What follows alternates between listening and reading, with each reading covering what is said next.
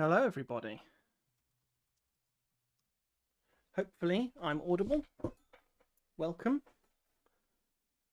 There's some indication that I'm audible in chat, that would be helpful, but no worries otherwise. I will now get moving. Okay. Right. So last week we built a CAS client that we used against BuildGrid. Actually, that's a point. Let's start a BuildGrid so that we've got one to hand to compare against, and just have a look at what we did last time. Let's see if I got a build. I do. I'm just going to throw it a copy of my blog because that's a multi-file thing, and well, it's definitely doing stuff. And that uploads successfully a directory of stuff. Aha! Hello! I'm hoping that means I'm audible. Nice to see you, Adam. If anything goes wrong with the stream, just yell in the chat. I've got it up on a second monitor, nice and big this time, so I'm not forgetting to go and check it. So, as I said, we have CAS, a CAS tool that can upload to a BuildGrid CAS that we're running in another window. Yesterday I got excited and wrote an batch uploader, which I pushed to a branch. I'm actually just going to merge that now. And what that does is it changes the upload flow that we wrote last week to a struct that basically can batch up small operations and then push those in a batch upload blobs rather than constantly doing file writes. And if we run that, so it's going to have to rebuild, then that pushes batches of content over to the BuildGrid instead of pushing the individual files.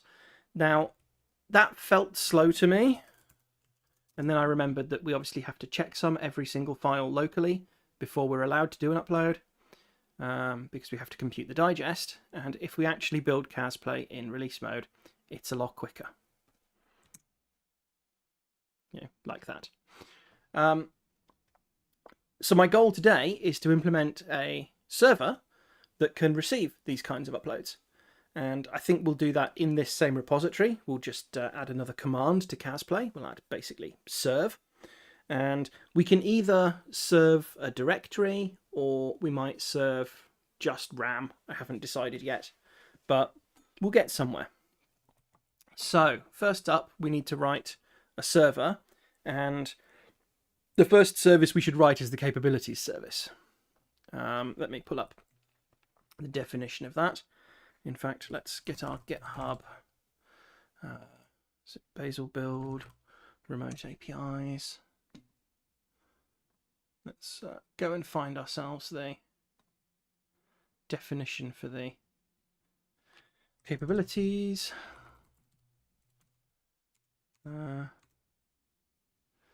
Service.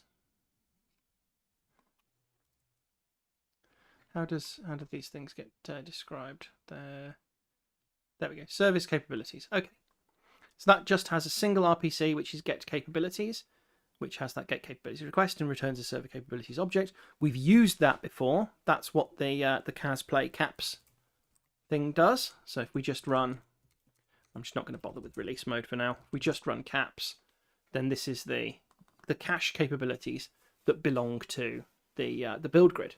So we're going to try and do, first of all, that service for our local server.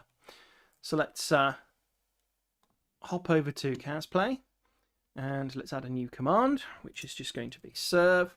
And for now, I'm not going to make it have any arguments. Or shall I? Should we have a port number? Nah, we'll pick a random port that we're going to stick to, just like BuildGrid starts on that. It doesn't particularly matter. So what we're going to do next is add our match arm. So command serve.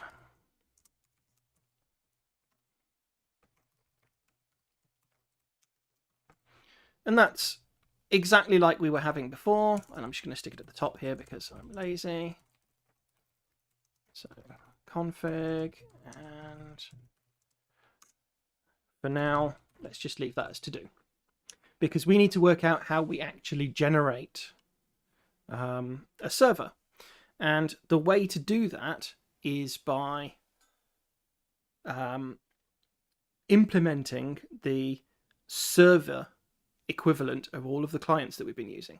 So if you remember, we were using capabilities client last week. Well, there is a capabilities server. So if we come across and we get our documentation, in fact, let me just regenerate that in case any new stuff is turned up. Build execution v2.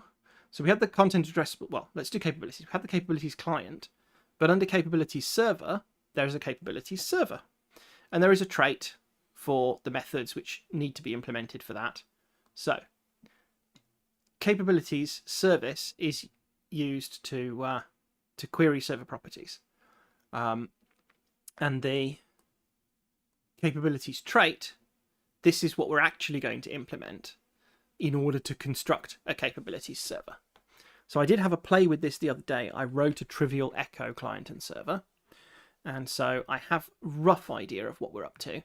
But what I'm actually going to do is I'm going to come along to our library, and just like I wrote that uploader in the library, I'm going to say pub mod server, and we'll just leave it at that. That's going to complain that we don't have a server.rs. So let's make a new file. Let's save server.rs. And we'll just say CAS play server. Just so that we are in a position to get going. And I'd like to just serve straight out of here. So we're going to have pub fn serve. What do we need to decide in order to be able to serve for our CAS service? At the moment, all we actually need is an endpoint that we're going to be able to connect to. So let's do that the same way that the tonic examples do. So we're going to take a destination, which is a D. There's not going to be any return. We're going to return errors, maybe. Yeah, let's return an anyhow result of that, because we may as well. And in order to make this useful to us, we need to stick a where clause in. So D is going to implement try into endpoint. And D : error is going to implement into goodness me, what is the anyhow result, the anyhow error type? Probably just anyhow error. I think that will probably work, and we're going to have to import tonic transports endpoint, and we're good. So that's the surrounding for anything that does a gRPC channel.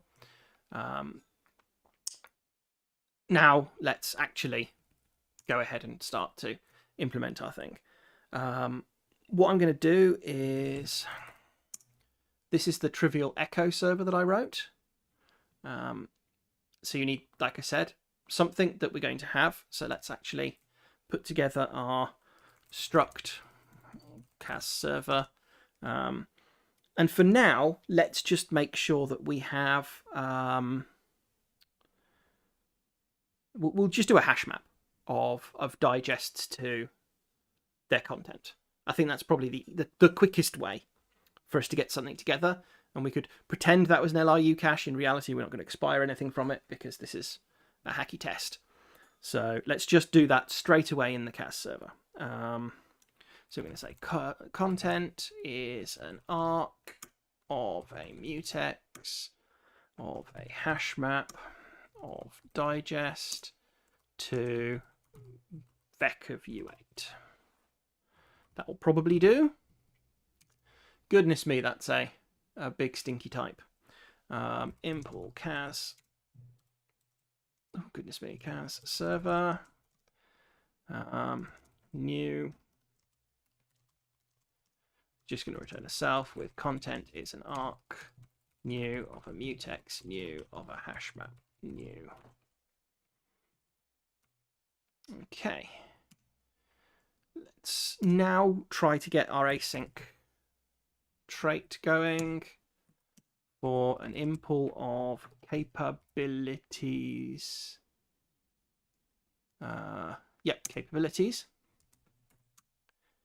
And we need to add our function that we're going to be implementing. Now, when we looked at it here, you can see there's all of these weird lifetime statements and pin box, din, future, all sorts of stuff. This is the magic that async trait puts together for now. So what we actually do is we say async fn, basically like we would expect to see in the client to some extent.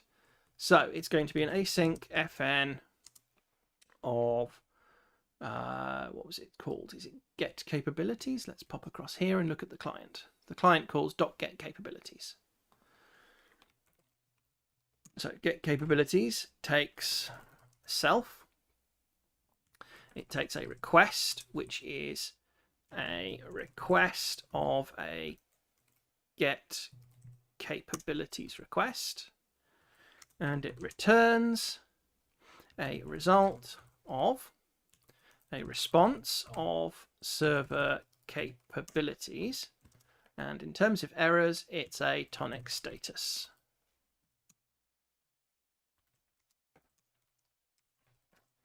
Let's see just how much stuff we haven't successfully imported yet. Import, it's import capabilities for CAS server. And now we're going to go, okay, request isn't in scope. Let's import that from tonic. Response isn't in scope. Let's import that from tonic as well. And we're starting to get somewhere. So in our code here, we're going to let server equals CAS server new.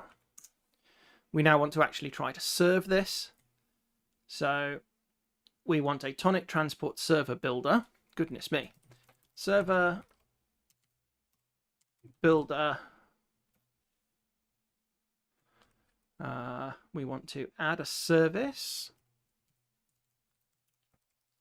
of a capabilities server new constructed over our new server. We want to .serve that against our endpoint destination, and we will await that. Let's see what we're missing now. Server needs to come from tonic transport. Mismatch types expected a socket address found a D. It doesn't take a full-on destination endpoint like clients do. It just takes an address. Okay. Well, there goes all of that cleverness, doesn't it? Destination. Why not? We'll take a socket address. That sounds like fun, doesn't it? Unused import. And what are we left with? Well, the field is never read. The request is never handled. That's all fine because obviously the capabilities aren't going to read that content, but we are going to want it. So can we start this server just as a starting point? Well, to start the server, we're going to need to call the serve function.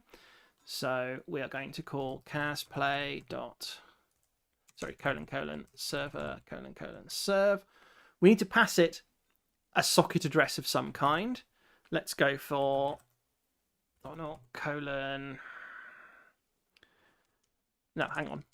It's stupid me. It's not a string. It's a tuple of an array and a number. Okay, so it's a tuple of 0, 0, 0, 0, which just means localhost, and a port number. Let's go with 5000.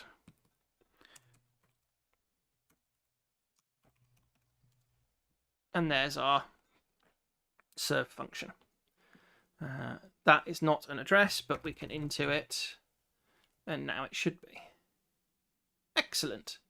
We're not using the configuration for now, so let's just underscore it to shut it up. So in theory, we should be able to run the server.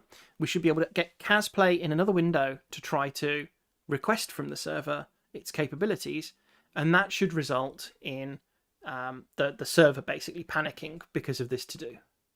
So let's give that a go and see what happens. Let's go cargo run -- server. I meant serve. So that server is running, and now we want to run CAS Play again, talking to that local host 3000. So let's just pop another terminal.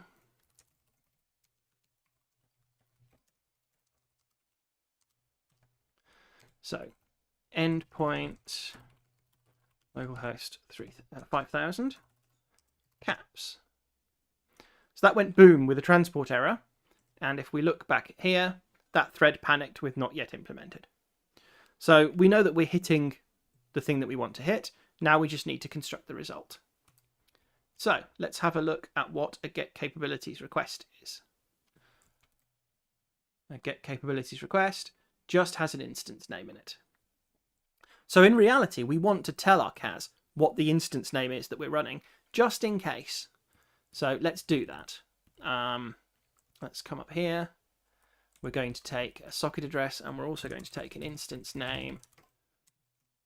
And our CAS server is going to take that instance name. Let's pop that in here.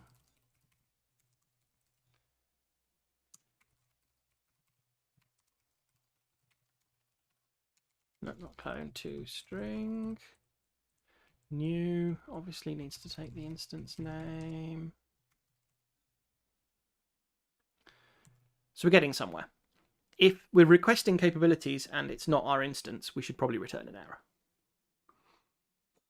because we don't have a CAS instance for that name. We're only going to run a single instance for now. Obviously, if the instance name is empty, then we're fine. So let's start with our request. If request.getRef. Instance name is equal to self.instance name. We've got something useful to do, otherwise we need to return an error. What error can we return? Well, we could produce a status new that takes a tonic code, which we probably need to bring in. And I'm not sure what the correct message is for an instance name that's not known. So let's go with not found for now, and we can give it a message which is unknown. In fact, let's format it nicely. Unknown instance that, and give it what was it again? It's request.getRef.instance name. So there's our error case. Now let's try and do our success case. Stick a to do in there while we think about it. We need to construct a server capabilities and then return it, don't we? So let mute caps equals server capabilities. What are we missing here? Well, all of these things. Let's have a look at what that looks like over here. So a get capabilities looks like that. A server capabilities looks like this. Cache capabilities is the cache information, execution capabilities, blah. The earliest remote execution API version supported, including deprecated versions, which is a semver object. Same for low API version, same for high API version. I'm not sure what numbers to return here, so let's be a bit cheeky. Let's change our client here it needs to pass in the instance name. So let's just do that. Config.instance name. That will shut all of that up. And then in the capabilities, let's just output the whole capabilities set. So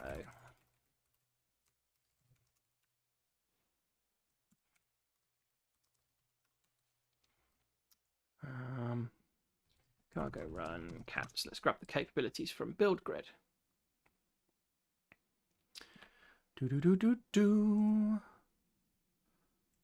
Okay.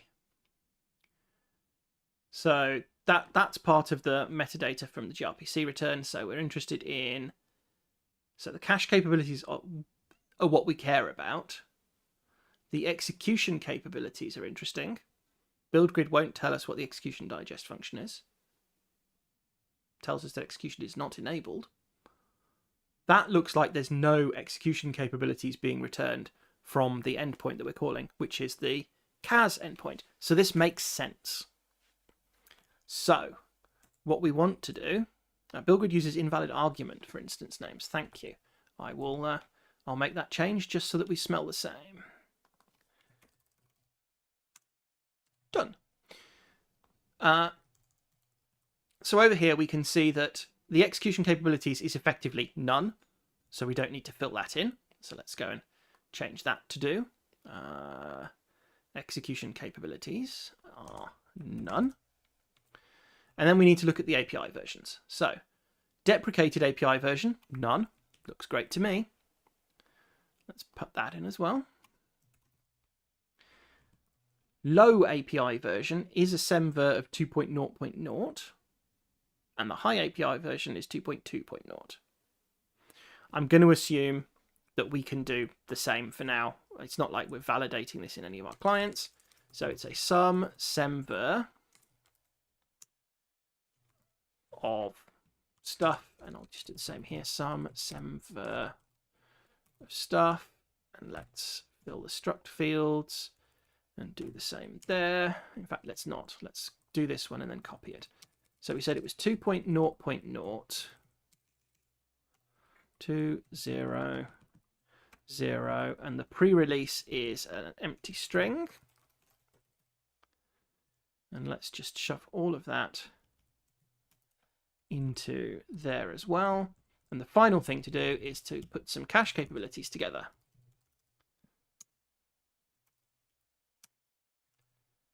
And let's look at the struct fields for that. So the cache capabilities that we want, the digest functions appears to be a list of digest functions. So let's just see how that looks in the response object here. Cache capabilities. It's a vec of i32s. Okay. So the digest functions is going to be vec pling of, and we want SHA-256 because it's the only hash that I care about implementing for now. We need to get that from somewhere. Where are those values coming from? Cache capabilities, digest functions, SHA-256. I'm surprised that it's a vec of i32s then and not something else, but you know, clearly the debug can do something that our code can't. SHA-256, where does that come from? Well, that's the crate, so I'm not particularly interested in grabbing it from there. It's going to be something like digest, no, hash. Is there a hash function? Nope. Right, let's find out where SHA-256 comes from. It's here. Goodness me. Okay, so that is digest underscore function colon colon value, digest underscore function colon colon value colon colon SHA-256 as an i32. Action cache update capabilities. None. I don't have an action cache to update. Cache priority capabilities.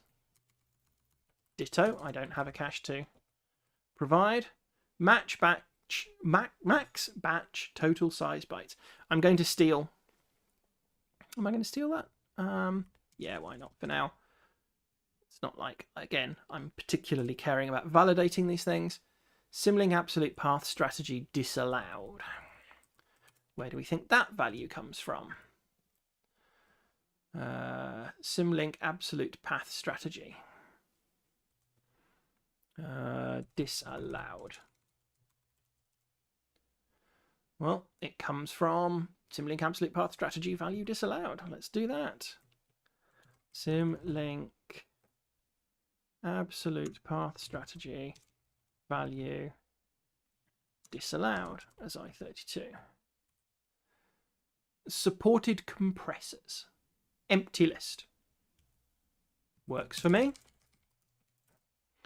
Supported batch update compressors, also empty list. Also works for me.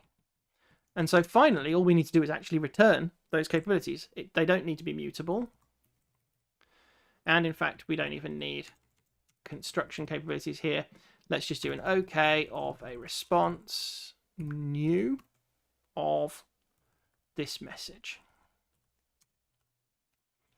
And see whether that works. Well, it's not gone boom. You'll want to use 2.2.0, assuming you're using the latest protos. Well, I think I am, so let's set high API version to 2.2.0.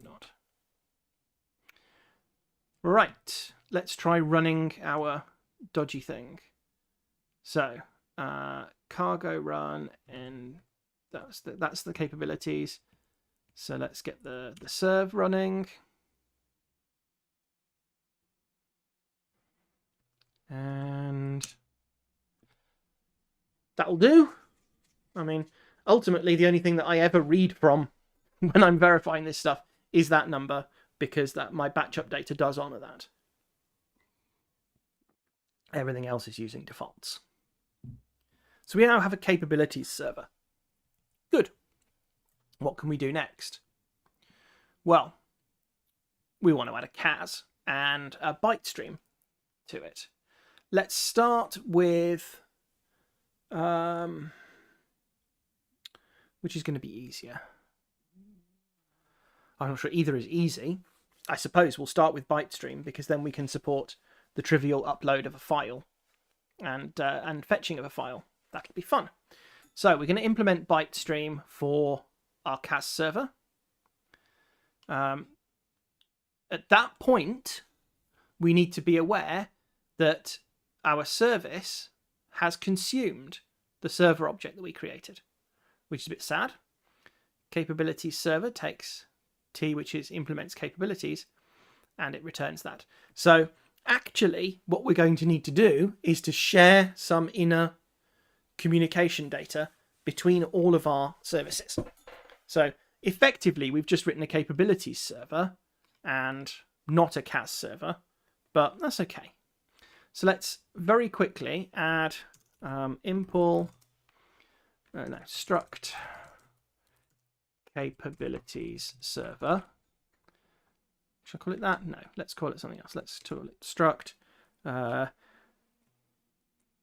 play capabilities, which doesn't need to have anything in it. Because, oh no, it does. It's going to have the inner, which is going to be an arc of a mutex of a CAS server. And we'll actually do it that way round instead. So we don't need all of this to be mutexed, because we're not going to use it as a mutex. Instead, what we're going to do is put all of that inside a mutex, inside an arc, and hand it off to these different things. So let's import play capabilities. New is going to take an arc of a mutex of a CAS server, and we'll return a self.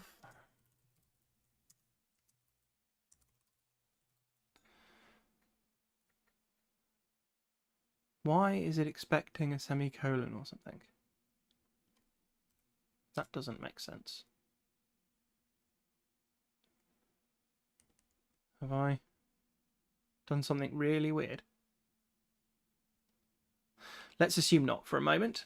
So at this point, instead of capabilities for CAS server, we're going to implement capabilities for play capabilities. And obviously we can't just use self.instance name here. It's actually going to have to be self.inner.lock.instance name. No field instance name on stud result mute to O. That's right. It is possible to fail to lock if poisoned. Question mark couldn't convert to tonic status. Mutex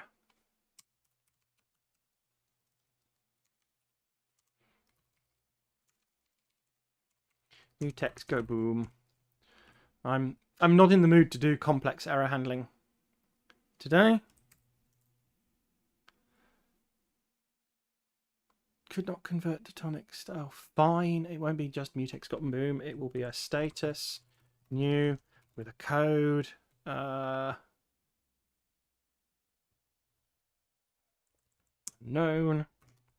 with a mutex go boom. There. Will that satisfy you? That satisfies all that code, which is good. So now here we have an arc new of a mutex new of a CAS server. And we're going to build not a server here, but a play capabilities new of arc clone of that. Now, the method name serve found for struct is a capabilities server. What have I managed to do? Close the clone, close that new, close that new, close that service. There we go. That's happy. You can tell I can Rust, right? So now we've still got that capabilities server. We could still run our capabilities server. Come on. And we can still get our capabilities. And in fact, if we say instance name fish, no, I meant instance because of course I did. I can remember my command line arguments. Then we do get an invalid argument unknown instance fish. So that code is actually doing what we expect, which is lovely. So now we want to start implementing the next service. And I think ByteStream is probably the service that we want to do next. So let's start writing that. Struct play ByteStream, which obviously is going to have the same inner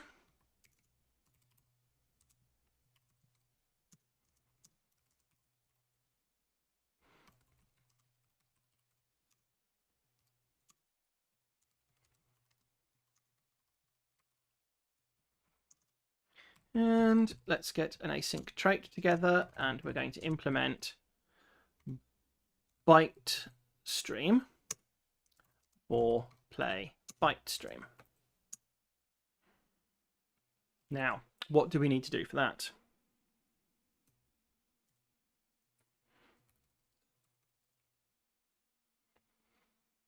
The ByteStream trait has a read, a write, a query write status. Let's do query write status first. Async fn query write status, which smells like that. Let's stick a to do in, and then let's tidy it up. Cannot find value inner in this scope. Oh, I've missed an angle bracket off there. And now not all items are implemented, so, you know, that's fine. Let's change this. Let's use that so that it's slightly more readable.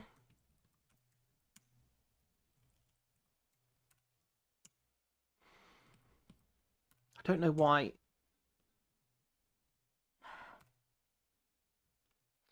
The Rust analyzer insists on the fully qualified names when you're just going to do other stuff, but that's fine. The next function we need to implement is, let's say write, and write takes us. Are you going to be clever and tell me? There we go. So once again, let's just tidy up a little bit.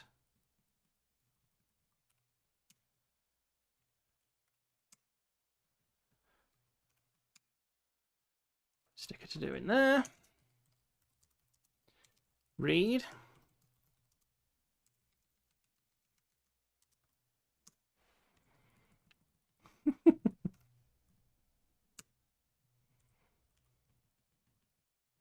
This is quite tedious, isn't it?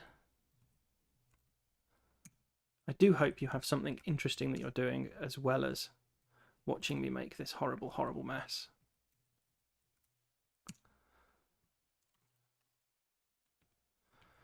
And the last thing that we've got to do is we've got to implement this, well, we've got to specify this type, which is read stream, that has to implement stream in this way.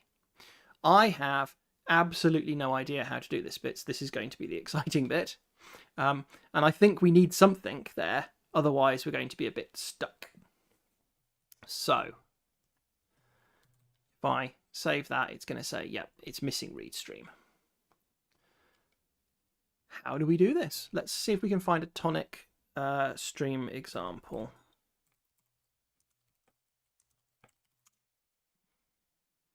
The root guide tutorial, why not? So,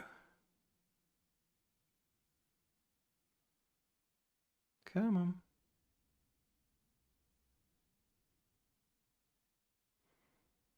List features, returns a self list features stream. I mean, that looks right like it. So, receiver stream, result thing. This appears to be a reasonable type to use. So let's have a go at doing that. Let's say that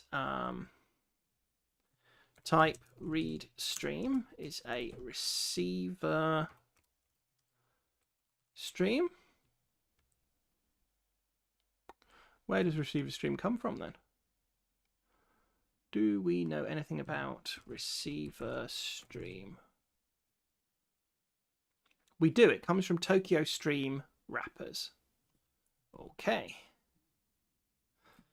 So it's a receiver stream for what? Oh, this is wraps an MPSC. I'm not sure that's necessarily going to be helpful because the way that that works might not work. But let's have a go. List features stream. Does a Tokyo spawn that? Oh. So that spawns a thread and sends stuff over an MPSC channel. I suppose we could spawn a thread and send the data over a channel, because what we could do, be a bit cheeky here, is let's go back to how we construct our CAS server. Instead of a vec u8, let's have an arc of byte slices. Sounds a bit weird, but it means that we can clone that arc, hand it off to that thread, and unlock the hash map so that that download can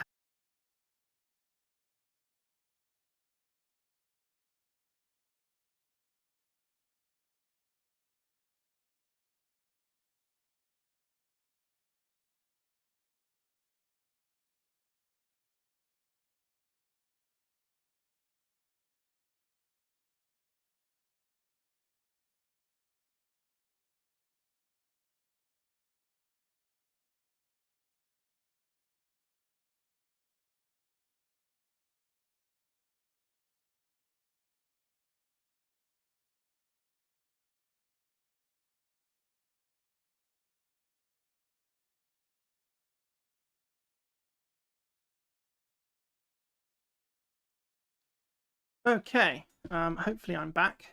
I apologise for my internet outage. That was not my intent.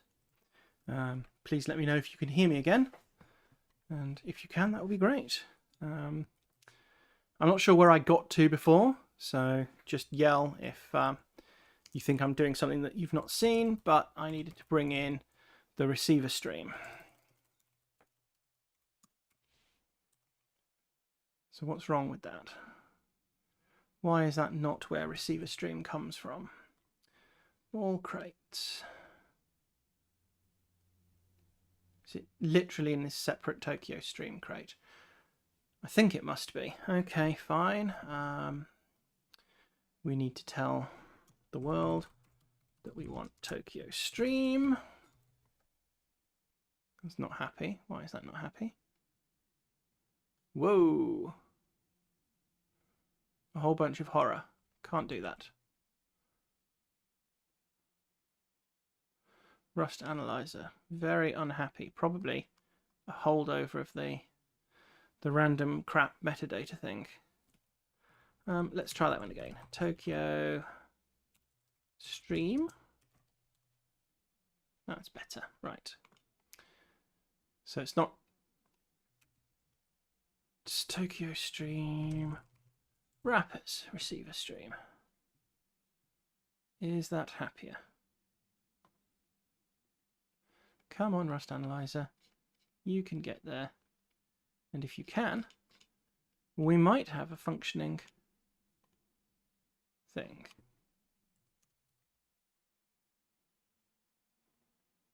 Can I build? I can. Oh, hi, WPES, whoever you are. Welcome. I realised I didn't say that before. Sorry about that. In fact, now that we've got Tokyo Stream in place, why don't we see if Rust Analyzer will... Yeah, it will pull that in for us. Okay, so receiver stream, as I was saying before, the internet went FUT, is a thing for... Basically, you can do MPSC send to it. So we can spawn a thread. We'll use the arc that I've set up here so that we can pass the data along, and hopefully life will be good. So before we can read from our words, before we can read from the... or should I use a byte? I could use a byte.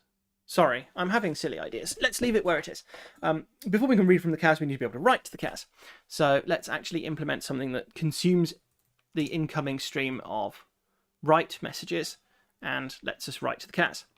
The first thing we need to do is pull the first message off the incoming CAS and determine whether or not it's in the right instance and what the digest is that we need to construct from this. So the instance and the digest come from the path. So we're going to have to parse that path. So let's get hold of that path first of all. So let's say income. Let's say first message. Can I say first message, or should I say let musk is request dot. Now, how can we read from this thing? Should I convert it into its inner? I don't care about any of the metadata at this point. So let's get the streaming object. Let's call that the W stream.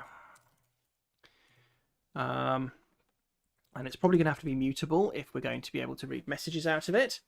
And let's say, okay, if let sum first musk equals W stream dot message. Woohoo! I can guess syntax off the top of my head. Life is good. Else, let's just return immediately with a status of a code of let's go with invalid argument if you don't actually send any messages. No write messages. So we've got a message and we want to do something with it. The first thing we want to do is work out what is the place that we're writing to. So the place that we are writing to is the instance. So let fpath equal first message dot resource name. And let's construct a path buff from that so that we can parse it. Does that seem like a sensible option? Yeah, why not?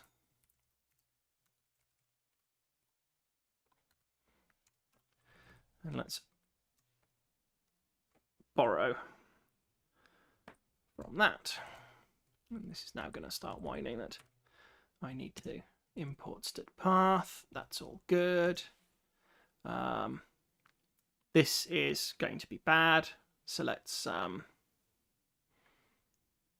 actually be somewhat more circumspect about this. Let's say, okay, let first message equal wstream dot message dot await dot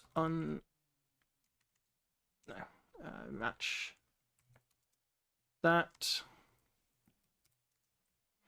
and if it is some mersk, return the mersk, and if it is none, then actually do that, because that way we're not constantly inside a spare thing. And then we'll just stick it to do at the bottom for dealing with things.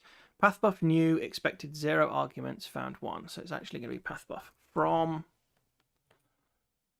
So we now have a file path that forms our resource name. The resource name is always instance slash and then some pattern. Let's pull up our uploader because that actually has those patterns neatly in it. The resource name, if there's an instance name, that goes first. Then we have the word uploads. Then we have something. Then we have blobs. Then we have the digest hash and the digest size. So it's going to be instance, uploads, something, blobs, hash size.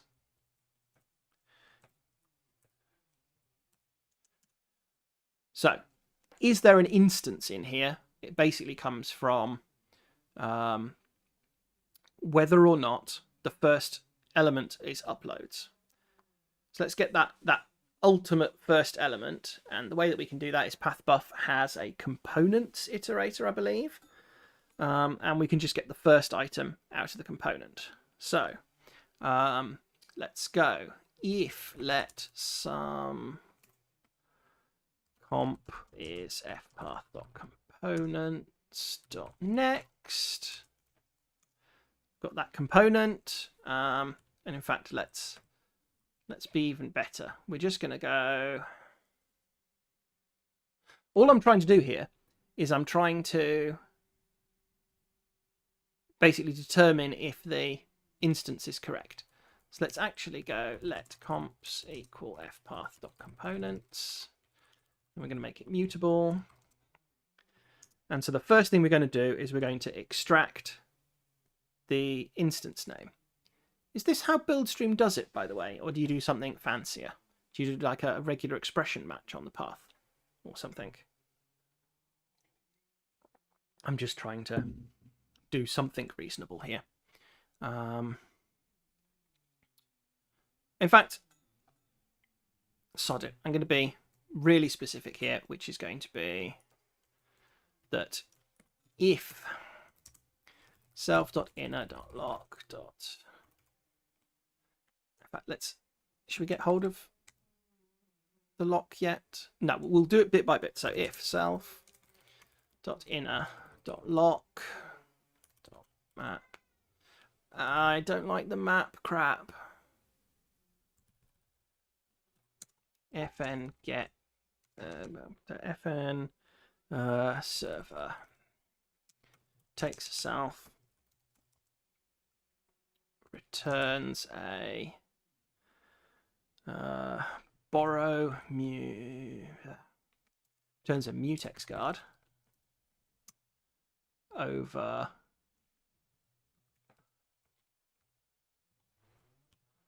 CAS server or a status.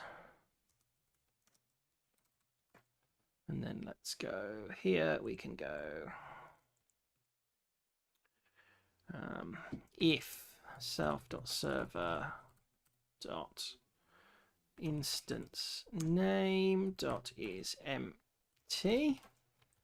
So if not that, we regex match for the structured part and then treat everything before it as the instance name. Interesting.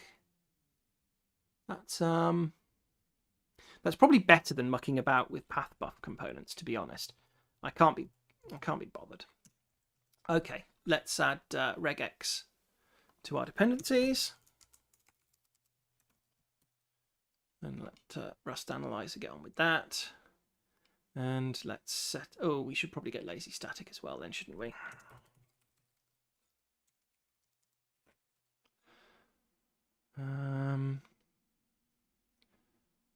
So let's put a regular expression together for the instances. So lazy static ref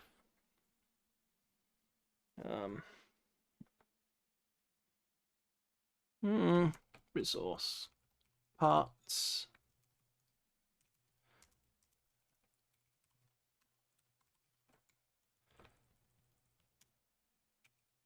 okay, so the regular expression is going to be slash question mark uploads slash. Remind me, the UUID I don't think is permitted to contain slashes, is it? So I'm going to go not slash plus, then blobs, then a capture, which we're going to call, oh, we don't need to call it actually, we're just going to capture A to F 0 to 9 64 times, and then 0 to 9 plus. Does that seem reasonable? I mean, I'm hoping that that's reasonable. Really? You're not going to just import lazy static for me?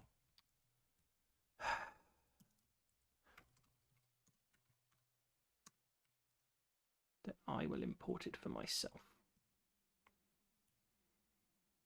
Cannot find type regex. Well, that's not surprising.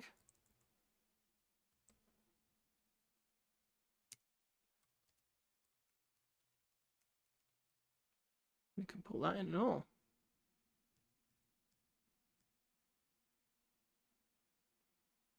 Oh, things getting a little bit confusing. Let's just stick a to-do there to hopefully shut everything up. We're getting close.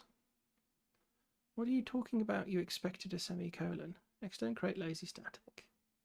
Lazy static macro. That's kind of exactly how this stuff should work. What have I cocked up? It's macro stuff, and macro stuff is always fun with Rust Analyzer. Okay. It seems happier now. Okie dokie.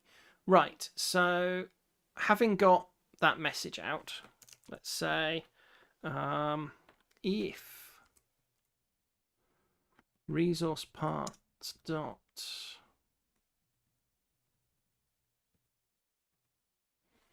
don't want to just do is match. I actually want to, is it find? Find out, find it, let's go with find of request.getRef. No, it's first message. First message dot resource name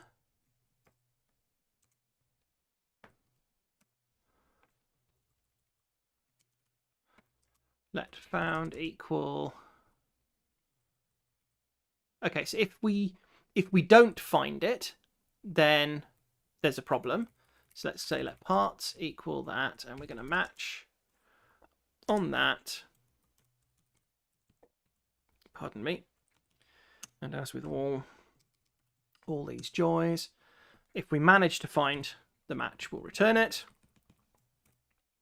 And if we don't manage to find the match, that means that the incoming resource name doesn't match anything to do with us.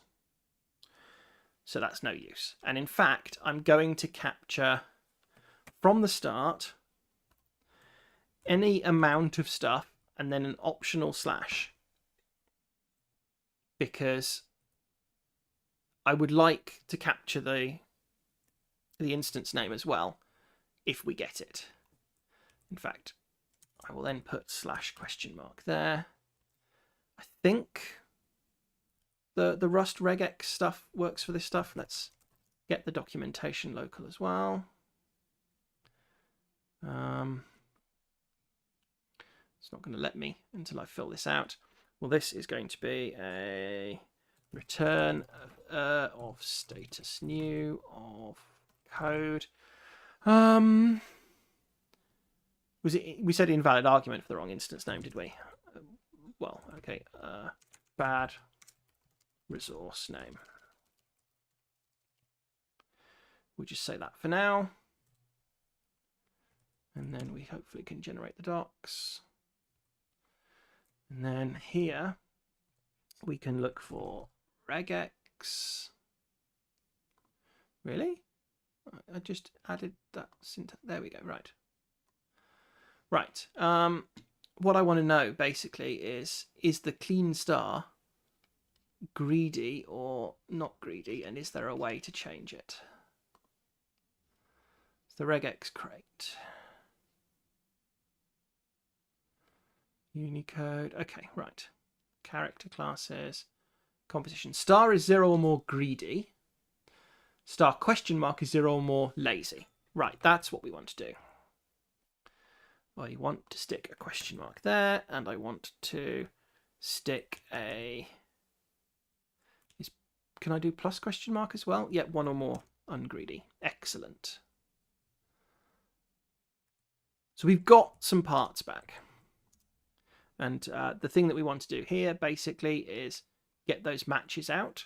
So there's one match for the instance name, one match for the hash, and one match for the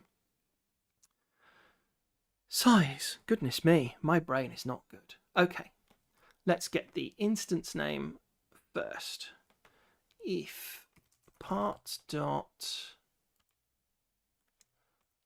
get, no, show me the match object. A match has start and end. Okay, so match isn't actually what we want.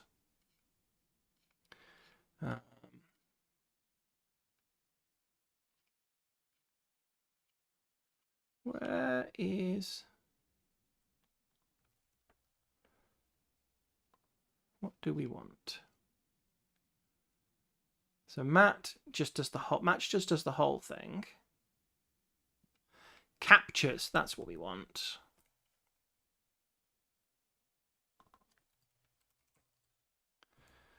Right, so if parts dot I'm assuming I can just do get of 0. So that's the instance name. Let's match that and see what we get. Some instance name. None will be to do as well. So if we've been given an instance name, we want to check that it matches. So we're going to go if... well, I tell you what, actually, we can just do map the match to be m.astra. So let instance name equal that, and we can do an unwrap or empty. So if there's an instance name, we get it. Otherwise, the incoming request was the empty instance name, which is the default for how these things work. And then we can just go, just like before, we can say if self.server.instance name, that question mark, dot instance name is equal to is not equal to instance name, we can return error status new code invalid argument bad unknown instance name. Woo, right. Next, we actually want to handle the upload, which means we need to extract the digest hash and the digest length and store those into a digest object. So let hash equal parts.get1 dot. What could we do here? In reality, we want to match. If we didn't, we can unwrap that. That's completely safe. Or we can say okay or blah. No, we'll just unwrap it and then we'll let size equal parts. So we're going to do blah.get.as str parts.get2 unwrap as str size.parse unwrap. And we can unwrap that because, again, the regex only captured digits. We know those digits can be an I64. It's good enough for me. So now we can do let digest equal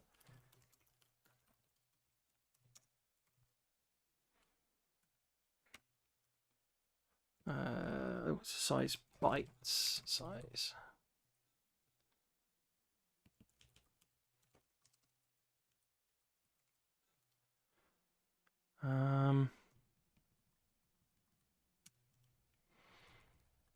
I can code. Okay, so we've now got a digest that we care about, and that digest is telling us the maximum size that we actually need. So let's just make sure that that doesn't exceed some stupid value. If size is greater than 512 megabytes, turn status new code resource exhausted. I cannot cope with data that big. Right, we're getting there. What do we do next? What am I going to do? Nobody is helping me. God. You're all silent. You should be shouting code at me by now. Let's create a data, which is going to be a vec with capacity of size as usize.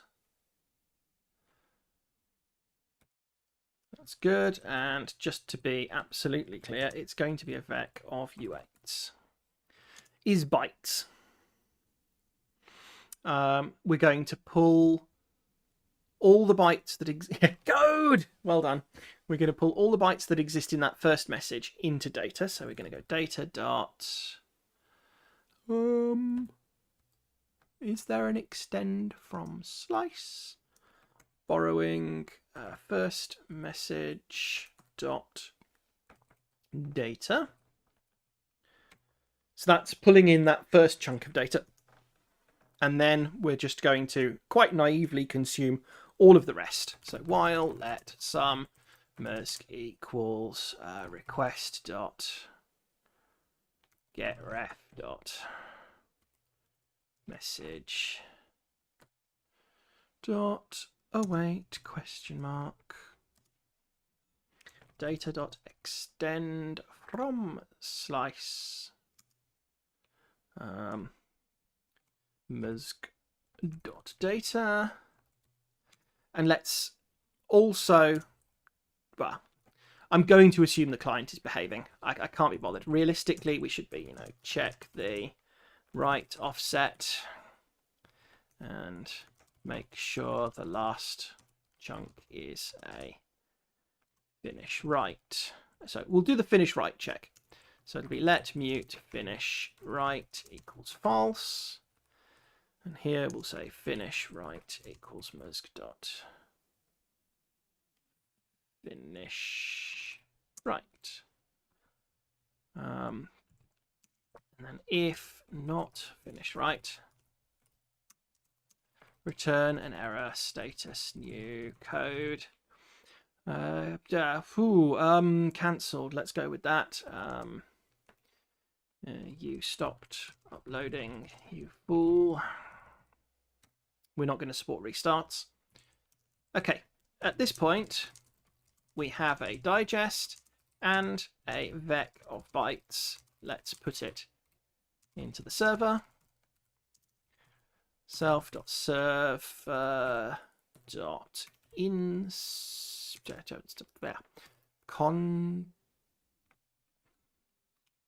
What did I call it? Content.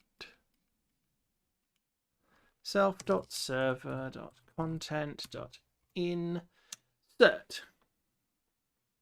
Should we check for messages after we've finished? Yes, in theory we should. I'm going to assume that the client is well behaved. We're hacking something up. We've already been at it for an hour, including the break for a broken internet. So at the moment, I just want to get to a point that it's actually successfully uploading something so that we can then download it. So we're going to insert the digest, and we need to convert our vec of bytes into an arc slice. I believe I can just do that. Let's see whether Rust Analyzer complains at this point.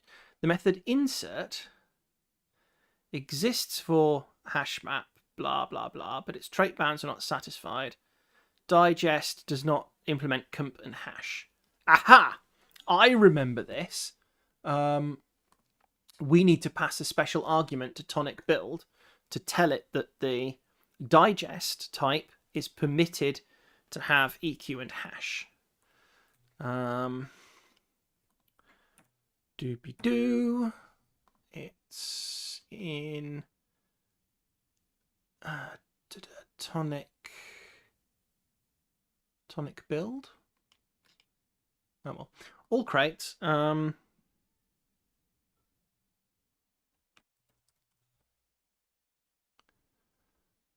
Is it Frost build? Docs.rs tonic build. In the builder. It's this type attribute thing, which is passed to type attribute in Prost. So I think I get to say type attribute. Oh, hang on. No, before the compile. Type attribute. I now need the name of the digest type in, I think, directly the direct gRPC message name. So that's going to be something like build.basal.remote.execution.v2.digest. And the attribute is going to be derive EQ and hash. Let's see how badly that goes. It went boom. Something very badly happened. Future cannot be sent between threads safely. Sync is not implemented for decoder, blah, write request mumble required for the cast to future input groan complain.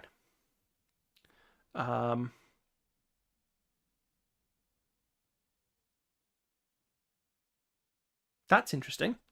I must have broken something when I added that derive statement there. Let's see if we can find out what's gone wrong. Find dot dash name star dot rs, and actually it's going to be in target. Of course there are lots of them. Which one do you think it is? Eeny, meeny, miny, mo.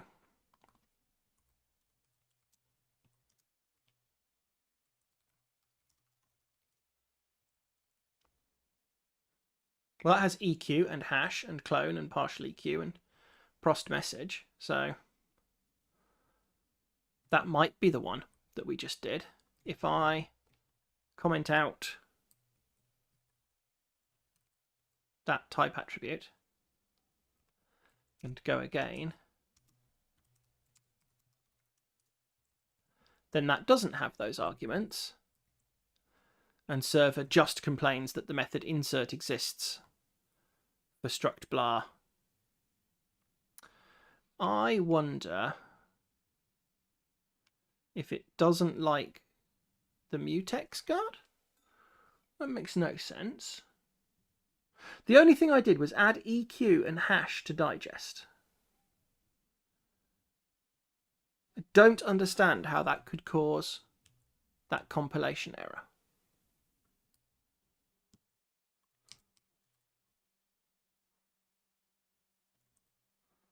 But it just explodes this error. The future cannot be sent between threads. Sync is not implemented for decoding write requests. But write requests don't contain digests.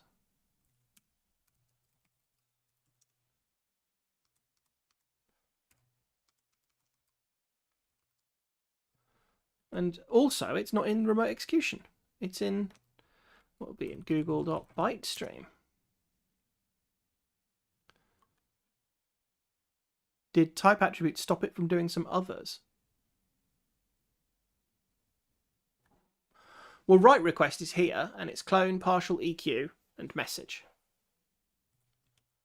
If I recomment it out, wait for the compile, write request is clone, partial, EQ, and message. So in here, there's data, which is a vec. There's finish write, which is a bool. Write offset, which is 964, and resource name, which is a string. So none of those things are unusual or unexpected. I don't understand. Because that should turn a digest into something that we can stick into a hash table. Unless at that point it's discovered that it can't actually do it, because now the hash table is constructible. Maybe it's that now the hash table is constructible, it doesn't know what to do. Because we're holding that mutex. That doesn't make sense. I mean, digest should be, you know, all of send and sync and all of that badger. Of course, it can't find the file because that would be too easy. An arc is definitely send. So what's wrong with digest that it's not send? It's a string and size bytes. And it derives EQ and hash and clone and partially. Let's find out if I just change that to string momentarily, which we know full well should work. The only complaint that we have is that we can't insert a digest. And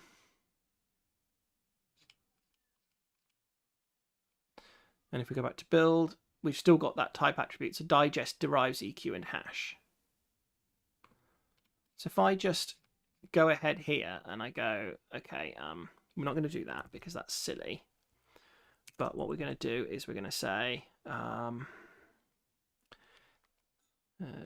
let mute foo is hash map new, but foo is a hash map of digest string. For argument's sake, that's when it complains. So it must think that digest is not send. Is that right?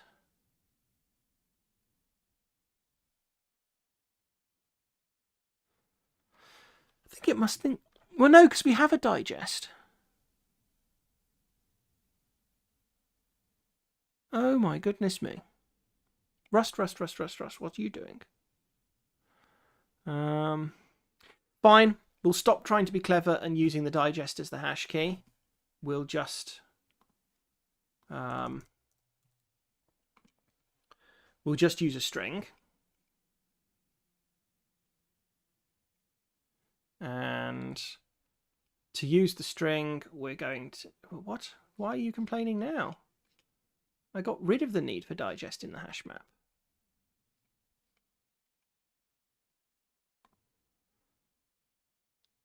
Seriously? Let's keep going for a moment. Let's do that, which is going to complain. Oh, I'm holding a digest though, aren't I? I have a digest here. I wonder if that literally is that digest is not send. That makes no sense. Or is it that we're holding the capture parts? Maybe. Maybe they're not send. That would be really sucky if that were true, but we could easily fix that. Content digest. Actually, let's assume it's that, and let's because if we comment that out, we're going to get that big error again. So let's assume it's all of this stuff about the regular expression and so on, and let's write a function for that. Well, let's finish the server function first. So the server function is like self dot inner dot lock brackets dot map error. Don't care that it's poisoned. It's just going to be a status new of code unknown. Mutex poisoned. So that should be fine. Now let's write fn extract digest, which takes self, and it takes a resource name, which will be a str, and it takes, and it returns, sorry, a result of a digest or a status. I think that's a fair combination of things.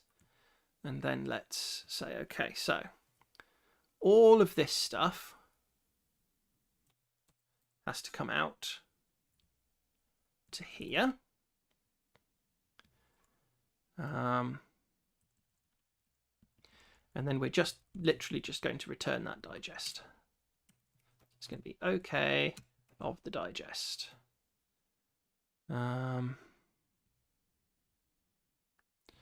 Oh, and the other thing we have to do is actually just pass the resource name in there. And then here we're going to say let digest equal self dot extract the digest from first misg dot resource name question mark, and it's going to be digest dot size bytes.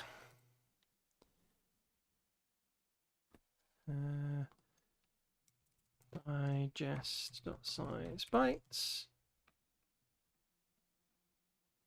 and now it's gone boom again. Crikey O'Reilly. Is it really that sad? about digests? Or is it this extending and looping malarkey? Let's find out. Let's comment out all of that code. So we have a digest and a to-do. So that works. So can I do that much? Is that allowed? Am I allowed to create that data? Am I allowed to do that? Am I allowed to do that?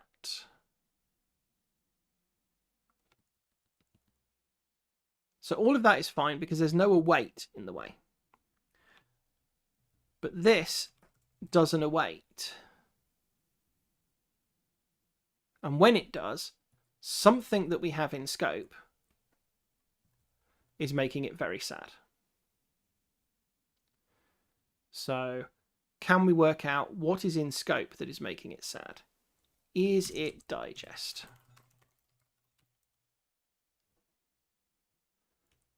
Is it first misc?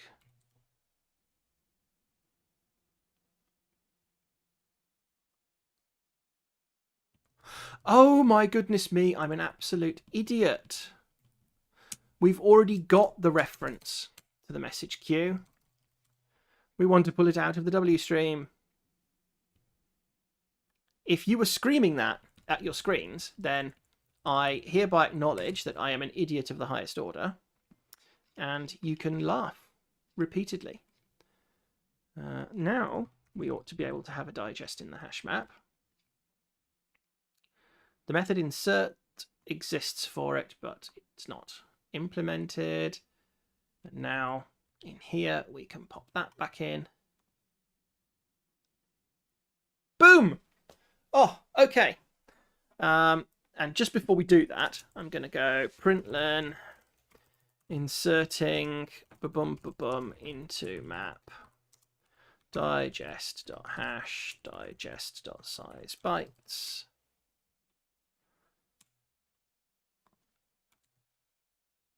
So we can now write a file in. Let's give that a go, shall we? That's our client. So this is where we can cargo run serve.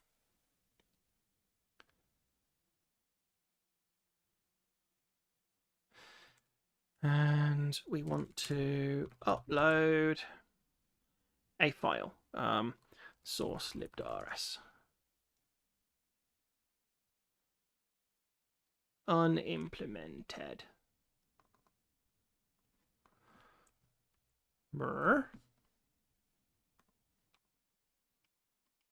Upload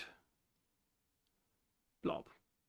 If it's a directory, we call upload dirt. Otherwise, we call really upload blob. Good. Really upload blob.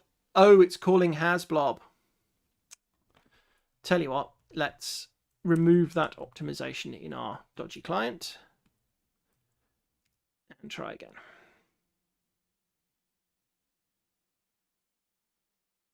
Unimplemented.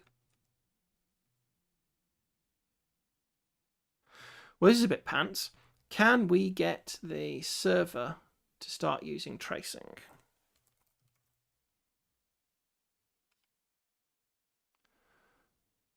That's tonic build here. So we do have tracing present. Let's get tracing from it. I think. And get that going. Is it that? Deprecated, moving to tracing subscriber from it. Right. Tracing subscriber. Do we have that in? We don't have that in at the moment. So we want tracing subscriber. And then how do we use it?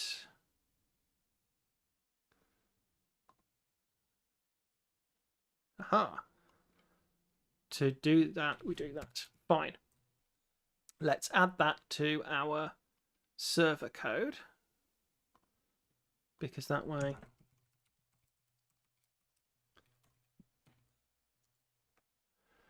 we can hopefully get some tracing going, which will help us. Okay.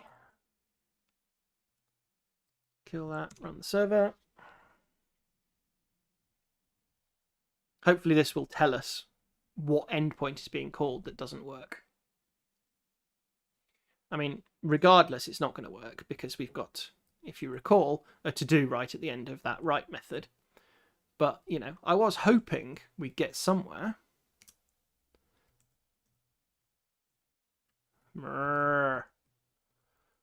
How do I ask this to debug us harder? Come on, tracing. How do I use you? I've literally no idea. Env filter, what?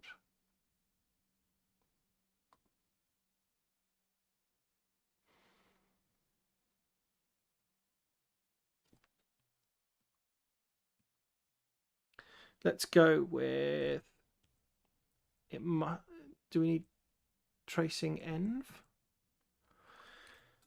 How to use Rust tracing library.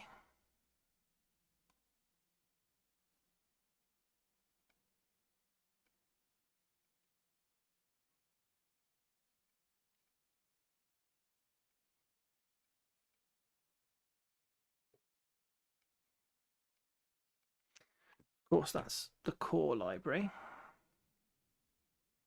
Diagnostics with tracing. Here we go.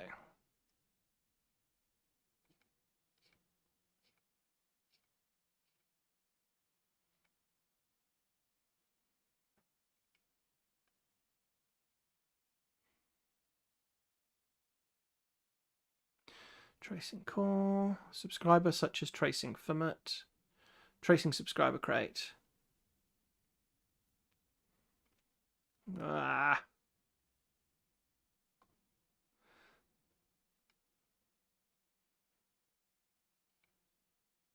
In executables, right. You need a subscriber. Oh, yes, but it provides a subscriber implementation for logging to stand it out. Great. How do I turn it on? Let's add tracing to our cargo toml as well,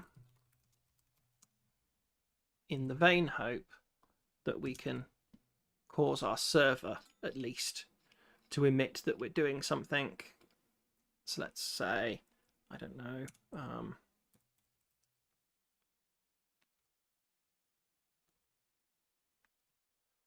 how do you trace something again? The problem with these fancy libraries is it's not always easy. It's a hash instrument. Instrument. Does that build? It builds. When I run it, do I get something useful?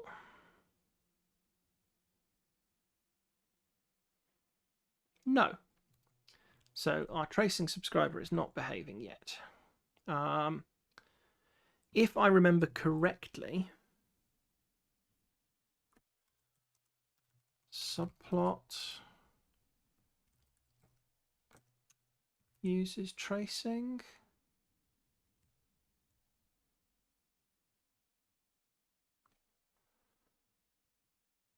Subscriber equal that. File name. Oh, so we actually have to then pass that subscriber in. Ah, okay. So let's come over here. So we can go let subscriber equals that. No? No, obviously not. Maybe it's obeying Rust log rules?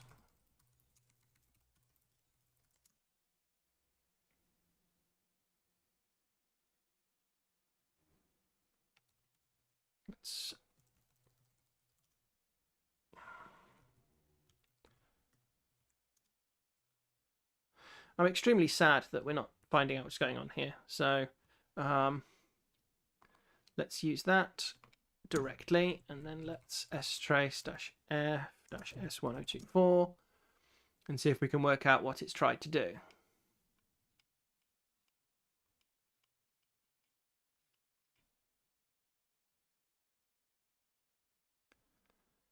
So this was it reading lib.rs, sending.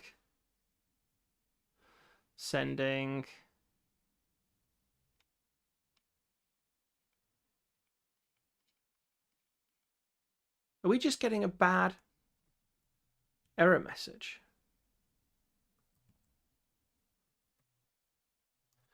Let's just use print line. I'm definitely more of a print line debugger.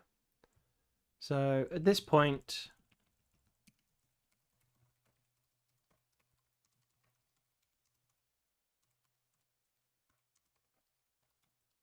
let's just try that. See whether we actually start receiving anything at all.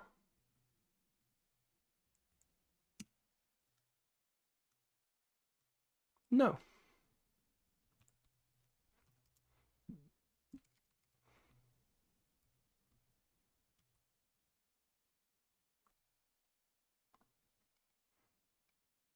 Really upload blob. Prepare a digest, prepare the base, write, open a byte stream client, and we do client.write with that stream.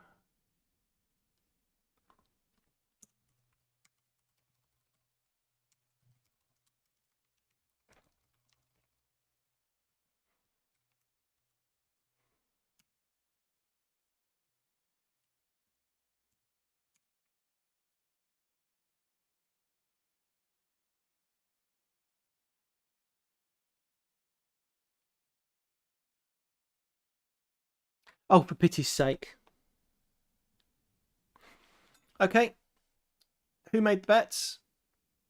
Who bet that what we forgot to do was register the bytestream server? Anybody? No? Well, I didn't remember.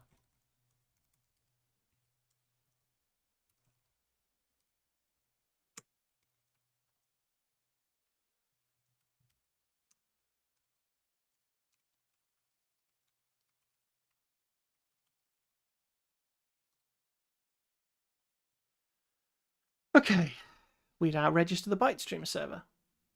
We're getting a bit further. Let's actually finish this before we try and test it now, because that was really annoying. We need to return a response. So let's response equals write response. We only need to do the committed size. Well, the committed size is digest.size bytes. Let's do that there, and then let's go okay, response, new response. Really like that compiles. Good. Let's restart the server. I've forgotten to add my endpoint so many times in Rocket. Yeah. And they're like, why is it not running? Why am I not paying attention to my everything you've done here is unused error messages? Because they were there.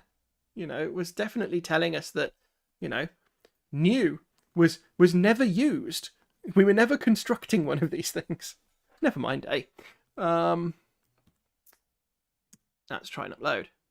Invalid argument. Unknown instance. Blah. Well, that's fair. That regex didn't work. Is the leading slash always present then? Or is that my code doing a bad job?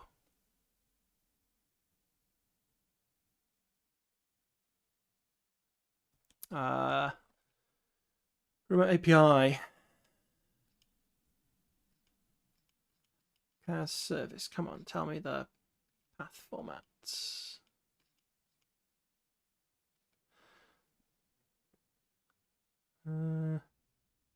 Yes, there's no leading slash on there, is there? So that's almost certainly my code being naughty and build grid being very agreeable to us.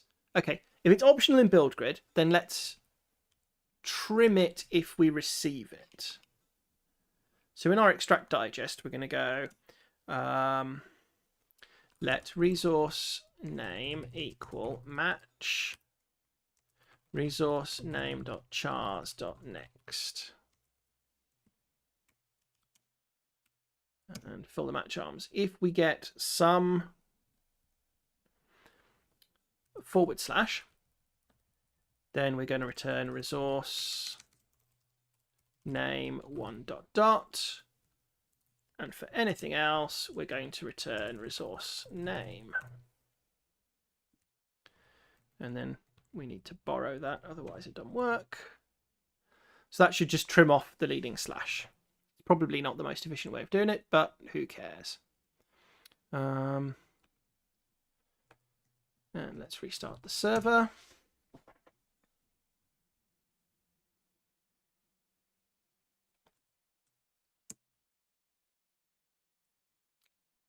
Well, we're not got the leading slash anymore, but it's still saying unknown instance, so our regular expression isn't right.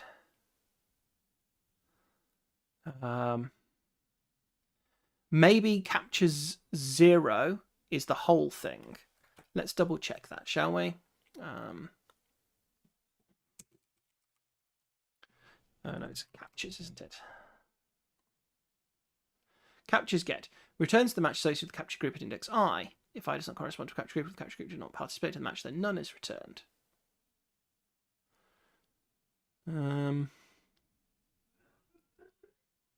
So in this regular expression, they expect that to be capture 1 and that to be capture 2. The question mark colon is a do not capture. So I think 0 must be the whole thing, and the actual captures are indexed from 1. So let's change that to 1, 2, and 3 rather than 0, 1, and 2. This is taking a depressingly long time. We may only get as far as byte stream in this before my throat runs out. We'll see. Hey. Uploaded a blob. That matches. We have a byte stream write server. Now we need to do a read. Hokey pokey. Reading. How do we read from the server? We get sent a read request that contains a resource name, and we are expected to return a stream of things that provide the data back. So let's do that. Step 1, let's get the resource name out. So let resource name equal request.getRef.resource name.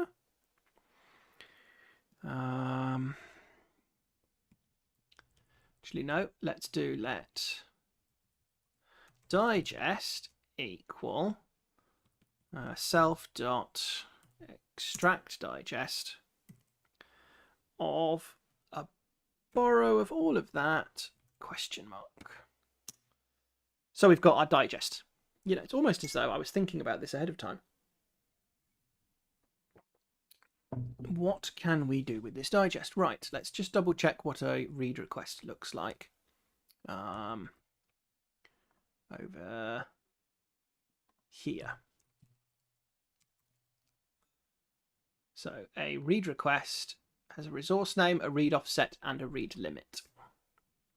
So let's offset equal request.getRef.read offset. Limit is request get ref read limit. We've got the digest size. We want to find it out of the map. And then we want that data to hand. So let's go let data equal arc. No. Step 1, self.server .content.get digest. So that gives us an option of a borrow of the arc in question. We are going to map that with arc clone so that we got an option of an arc. And then we are going to... I need a different resource read request. Oh, bollocks. Okay, yeah, we'll get that in a sec. Match all of that. Some data. Give me the data. None. We are going to return status code not found. Not found. Okay, so you're saying that we need a different digest regular expression for read paths. So for uncompressed data, we write like that. Data can alternatively be written in that form. For uncompressed data, the read request resource name is of the form instance name blobs hash size. So it's simpler. Okay.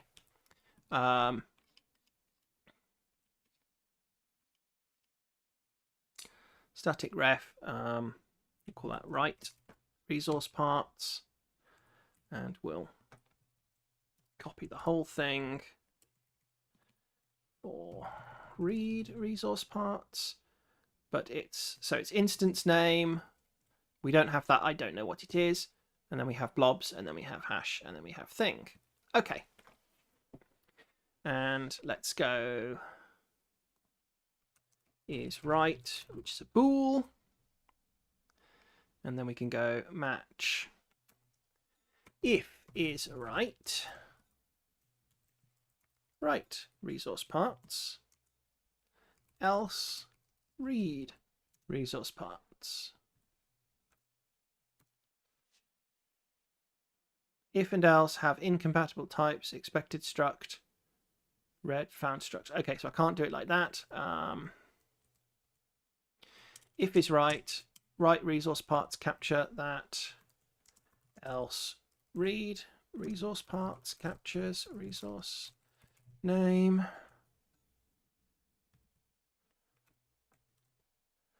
Does that work better? Unnecessary parentheses around match scrutiny. What a lovely way of putting it. Okay, and then we just need to go, yep, in the write call, true, it's a write. In the read call, false, it's not a write.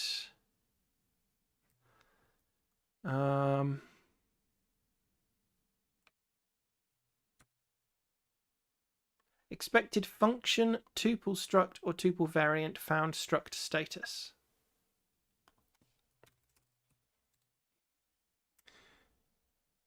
We're getting somewhere. Okay. Next step, we need to basically create a task that's going to write this data to the client. I'm going to be vaguely sensible and assume again that the data request is not going to be out of range and so on. So at this point, we need to know what we're doing. So let's do a bit of clamping. I'm going to actually convert those to use sizes because ultimately we're working in memory and there's not a lot more we can do about it, and it also means I can use .len on data. So if offset is greater than or equal to data.len, or oh no, that's fine because we clamp limits, don't we? Yeah.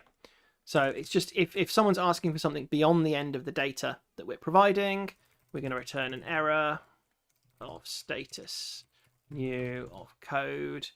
Invalid argument, why not? Offset out of range. And then the limit. How do we do this?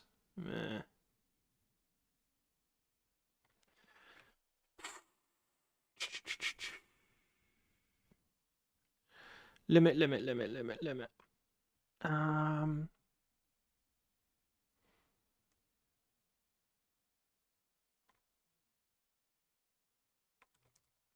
So to send is, we want to send data.len minus offset, because that's our start point.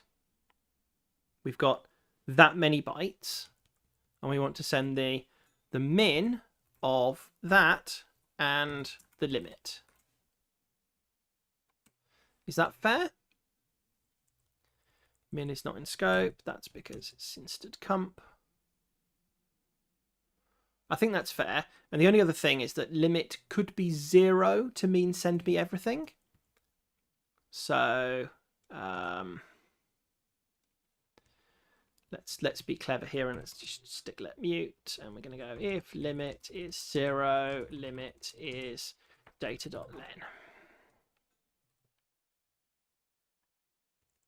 So we now have a number of bytes that we want to send, and we need to make a sending stream to do this. Now, I deliberately left this tutorial up because it shows how to do the MPSC channel thing for the receiver stream. So let's do that now. So we want mute tx comma rx is equal to MPSC channel. Do I want to give it a limit? Yes, let's give it a limit of 4 things. Okay. We now need to spawn a task that's going to send to that stream, to that channel, the right type. And the right type in this context is a result of a read response and a status. So let's do that. In reality, the status is never going to fail because we're not going to have an IO error in the middle of a read. So Tokyo spawn async move.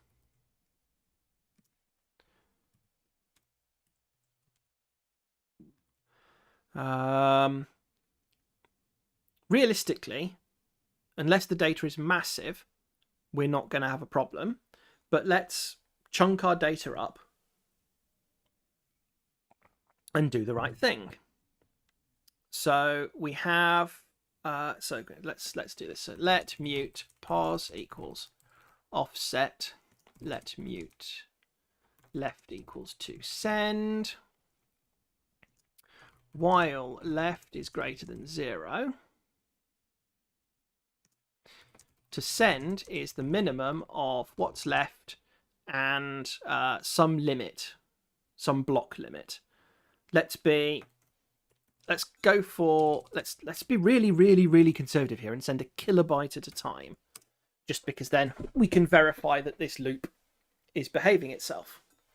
So while we have data to send, we need to construct a read response for that. So let response equals read response. And that just needs to contain some data. And the data it's going to contain will be, let's get this data, square brackets,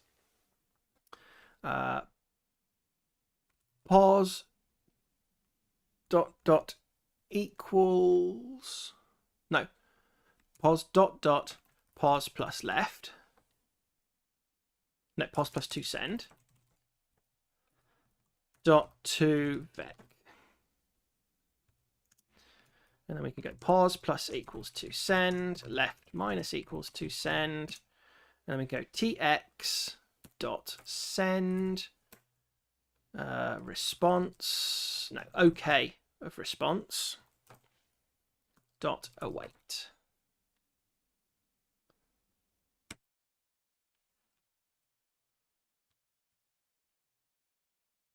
And finally, we're going to return OK of receiver stream new of Rx.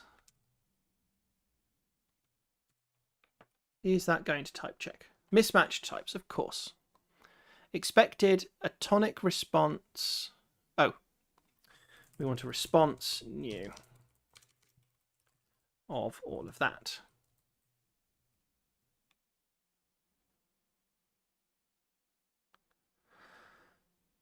Holy crap. Unused stud result that must be used. Oh, okay, so this await can fail.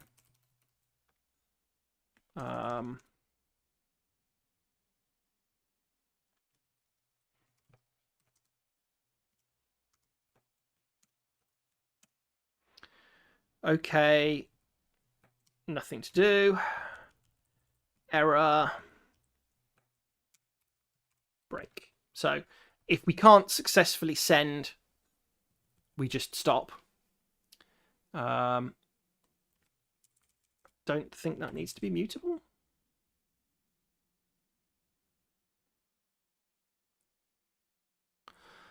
Cool, okay. Now, 8K is obviously not a terribly exciting... Sorry, 800 bytes is not an exciting file to send. So, do we have something... So, uploader is 11K. That's definitely going to need multiple read responses if we're going to be able to upload it. So, cargo run, upload, uploader.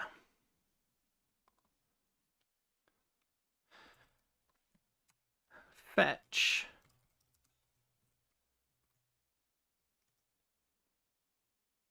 Invalid argument, bad resource name. Right, let's get some debugging going, shall we? So bad resource name is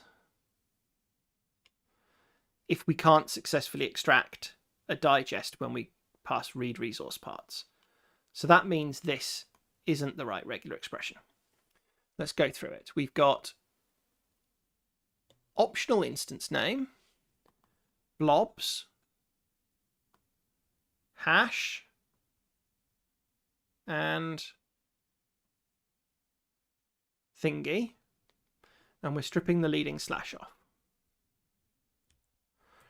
How do I fetch a blob? Thingy, blobs, hash, and size. That should match. So read resource parts is that regular expression. Is writable. If is right, write resource parts. Else read resource parts. We know the write resource parts works because we successfully received it. So let's just here, let's go println extracting digest from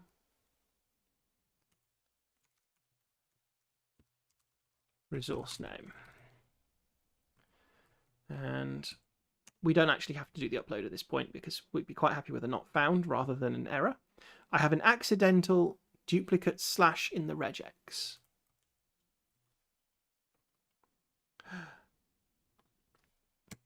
You are a scholar and a gentleman.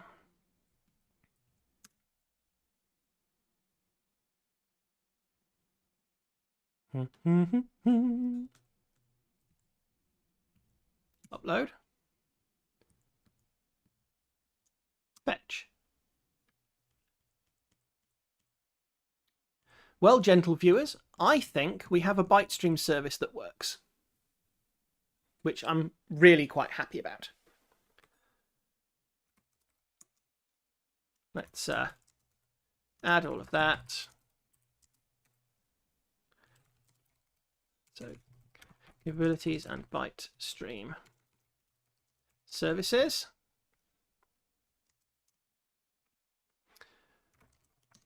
Let's push that up.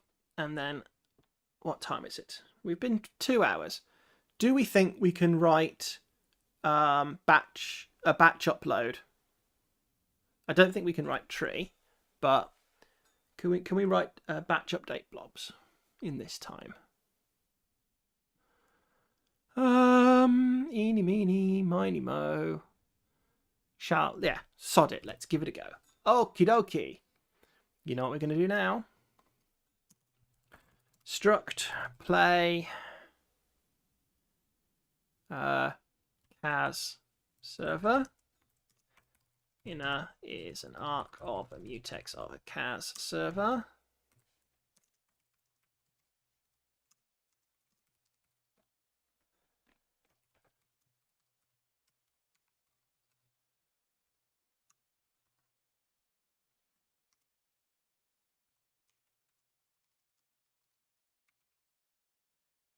And because I am possibly the most filthy and disgusting person known to man, I'm just going to copy paste these two both of them?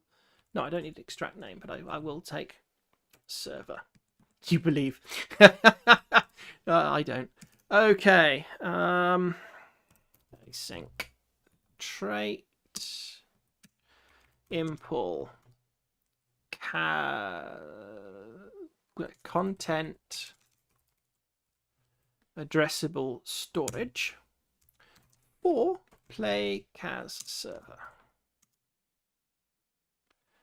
Right, what do we think we're missing?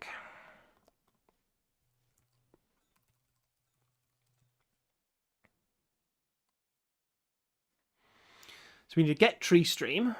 So let's do that first. Type get tree stream is going to be a receiver stream of result of get tree response and status.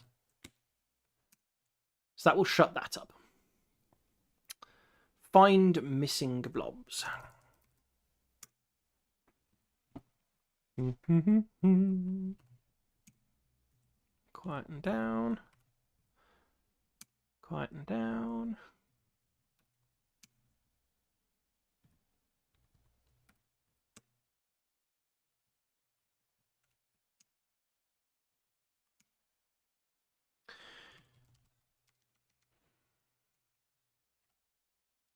I suppose rather than doing not implemented, I should really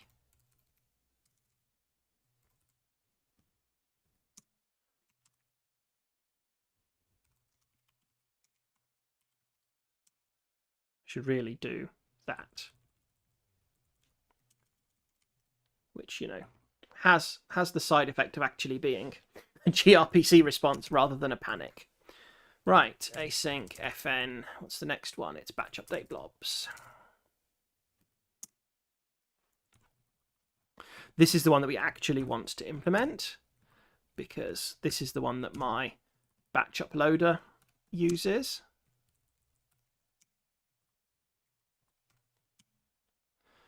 But for now, again, let's just say sorry, no implementy. Is it batch read blobs next? It is, and then it's get tree.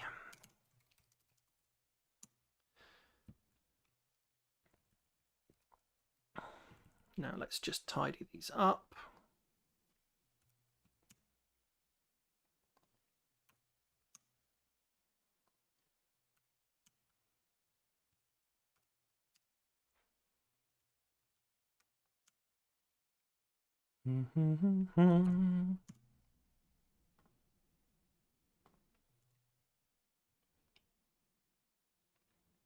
And before we forget, let's add the server.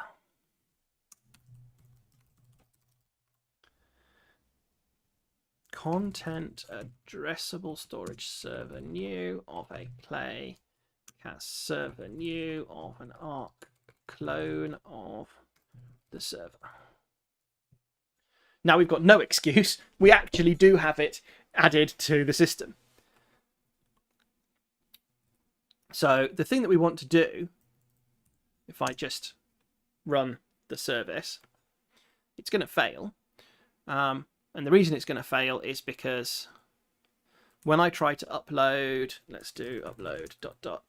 /blog, and it's I'm an idiot. Let's just find that upload and do ... /blog. Well, something went wrong. You stopped uploading, you fool. That seems strange. When I upload that file, that directory, the "you stopped uploading, you fool" comes from our byte stream when someone does a write. Is that correct?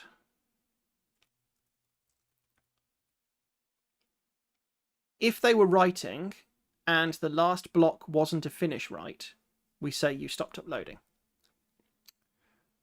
What are we uploading at this point? That's really weird. So let me find the code. So when we upload a directory, which is what we're doing here, we create our uploader and we just call upload dir, and we start going, and then when we finish, we flush. Byte stream writes only happen when we choose to actually upload a blob rather than to queue it into the system for some reason.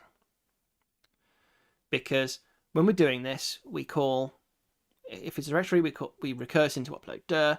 If it's a file, we add upload file. And when we're done, we queue the directory message. And if we go ahead and find uploader, then queue message queues a blob. Queue blob checks the batches, and if there's too much data, if the data is more than the max individual size, it will upload the blob. Otherwise, is it a big blob? It shouldn't be. I don't recall there being a big blob, but perhaps I've done something weird. So let me get the check batches function. So check batches calls the capabilities API, and it determines what the batch sizes will be. So let's println batch size. So max batch size. That. Println max individual file.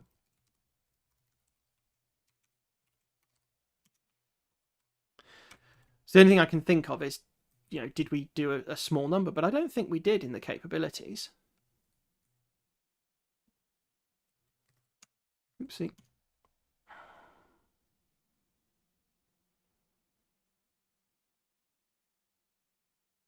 So the max individual file size is 1048, is 1 megabyte. Oh, I think I might have missed a 0 off when we were setting up the server's capabilities. No, 4 megabytes is right, isn't it? 1 megabyte. 4 megabytes batch size, 1 megabyte maximum individual file. That seems reasonable. 25% of the maximum batch size. But why would I have stopped uploading? Did we print line receiving a digest? We did. What's that file size? Okay, that's fair. It should be receiving that as a file upload because it's too big. But for whatever reason, the last write request that we got out of the stream didn't have finish write true. Right, well, let's say, okay, println got a chunk. Oh my goodness me, I'll bet you anything you like. Yeah, finish write is firstmsg.finish. Just in case we never get another message. Nah, because 4 megabytes is correct as the block size, so I'll bet you it went, oh, the file is bigger than a megabyte, so I'm going to upload it. But I can upload the entire file in one write message, And so we never went into that loop. Doopy-doo. Do-do-do-do-do.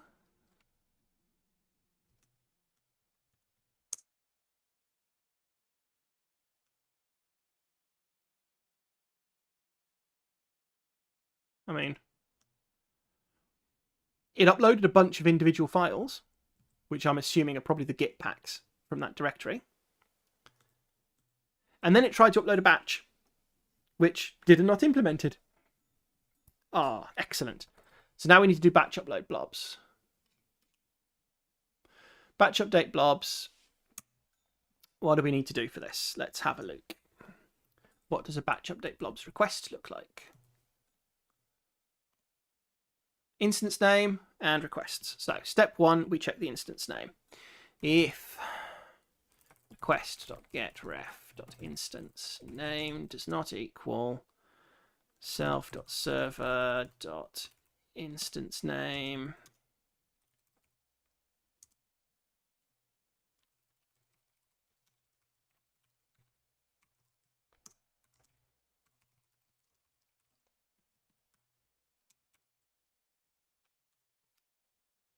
check the instance name.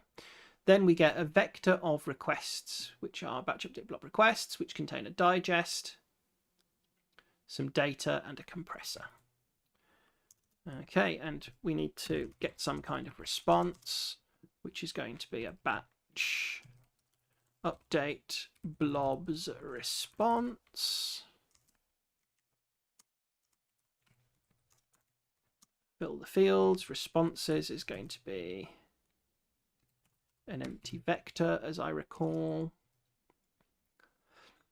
Okay, so for each blob that we receive, we want to try to insert it into our storage and then update the response ready.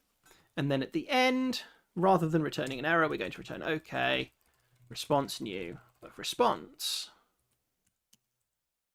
So let's iterate our requests. For request in request get ref requests. In fact, we can consume it at this point, so let's do that. Into inner requests. So for each request, we get a digest, data, and compressor. Compressor must be identity, otherwise we've got a problem. I never use anything other than identity in my client, so I'm not going to bother checking that. Data is a vec. That's great. We can turn that into an arc trivially, so we can do let data equal request dot data dot into, and then when we insert it into the hash map, all will be well. And then we can do let digest equal request dot digest. Unwrap, why not? Basically, the reason that that says it's an option digest is because when you look in the remote API under get, let's batch update blobs message, then you see it's has message request, which is the type, and that has digest blah. What it doesn't have is the statement that it is a required digest. And unfortunately, the way that messages work in gRPC is that this kind of thing ends up as an option, because you could not provide it and gRPC would just go, okay, well, that's just a default thing with an empty hash and a 0 size, which is really annoying. But uploading something with an empty hash and a 0 size isn't going to work for us anyway. So we're just going to unwrap it. And if we go boom, we go boom. Next step, we want to... oh, goodness me. Adam will be able to correct me if I'm wrong, but I think if the blob already exists, are we supposed to return a this already exists or just an OK? He'll tell me while I write this code. Self.server.insert, so content.insert of digest and data. And I think insert will tell us. So yeah, it returns an option if it was already there. But let's assume for a moment we don't care, and we're going to, in fact, we're going to insert digest.clone because we want to return that digest in our response. So we're going to go let entry equal batch update blobs : response. No code actions. You expect, okay, good, right. Well, in that case, I'm not going to care that I've replaced it. Batch update blobs response has a vec of responses, which is batch update blobs response : response. Of course it is. It's batch update blobs response : response. There we go. And in this instance, the digest will be some digest. And the status is a Google RPC status. So let's go for RPC status.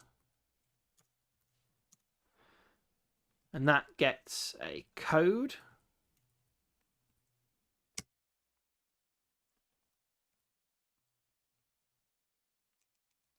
Where do they come from? The code should be a google.rpc.code. So it's code, it's RPC. Where'd you get the RPC code values from?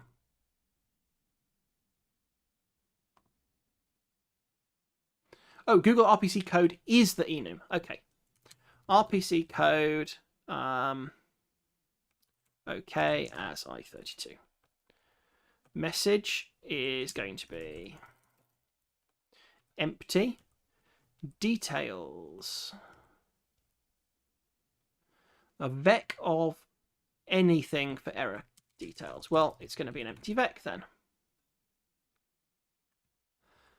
And then we are going to response.responses.push entry.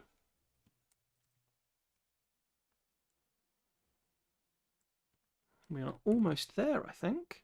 Could insert take a borrow to avoid the clone? The insert takes ownership of the key that you give it. You don't get to not clone in that particular context. What we could do is we could do a get, which takes a borrow of the key, and if that returned none, then we could do the clone and the insert.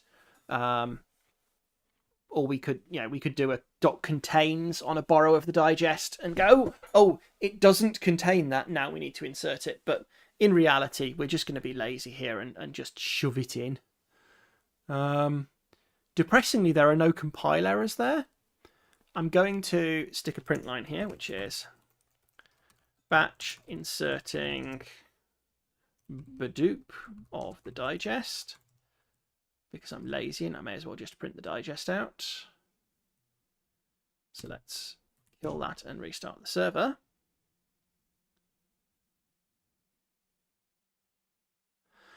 Place your bets now.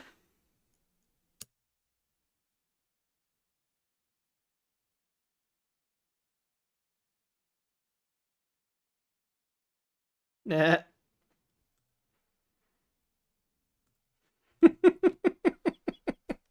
I think that's a batch update, blobs. Flip me.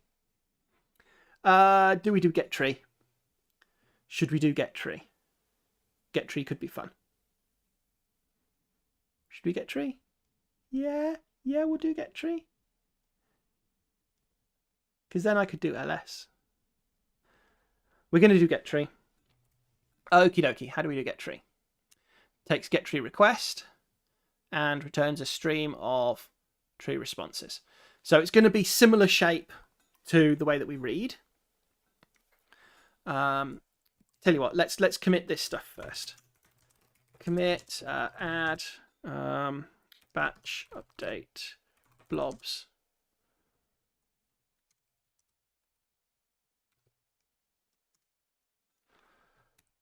I'll push that as well in case any of you want to amuse yourselves with that while we try and write a get tree response. Okay, so the get tree request, I'm going to guess, and someone's correct me if I'm wrong, it'll contain an instance name and a digest for the tree. A root digest, a page size, and a page token. Maximum page size request. If present, the server requests no more than this many items, regardless of whether a page size is specified. Server collects its own limit and require the items to return using another request. Page token. Yeah. So, as far as I can tell, no implementation of the content addressable storage that I've managed to read the source code for actually cares about page size and page token. But I could be wrong. We're going to ignore them. So instance name and root digest. Step 1, steal the instance name check. Boop and boop. Step 2, let root digest is request dot into inner dot root digest dot unwrap, because if someone sent us an empty root digest, I don't want to know. Right. I'm going to guess that we should retrieve that digest, and if it doesn't exist, we should return not found. So we're going to go let root data equal self.server dot content dot get borrow root digest map through arc clone, and we will match that. And none is going to be return error status new code not found unknown root digest.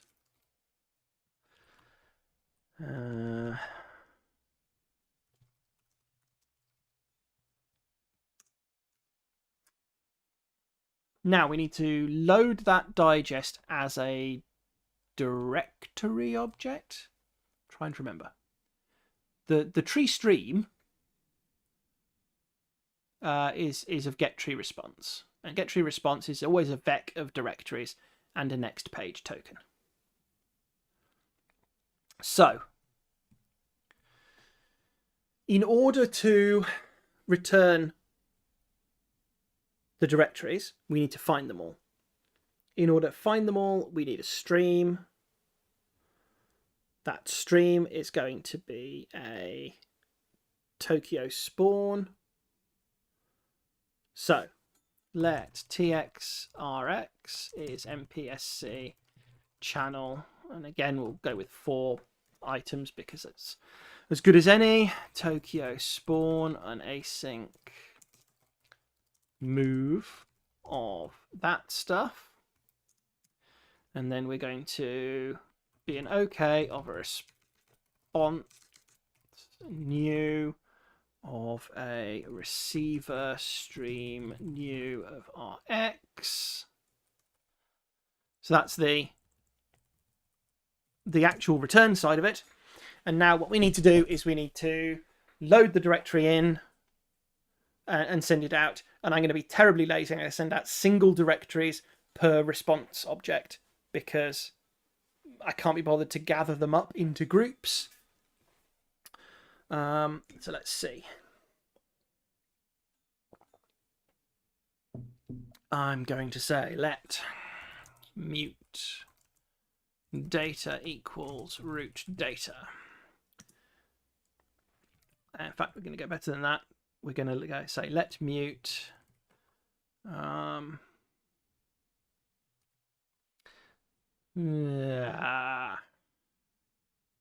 have a directory already. I want to send it, and then I want to process beyond that. Let root dir equals directory ::,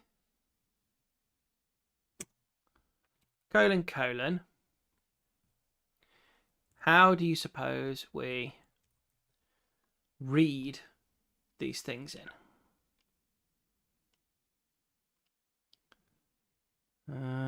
Message is almost certainly going to be what we want, and it's going to be decode with the buffer, and it might give us a decode error. So it's going to be directory decode of borrow root data, map error, status new of code. Right, what's the correct error code for you've asked for a tree, but what you've asked for isn't a directory object? For now, I'm going to go with invalid argument, but maybe there's something better.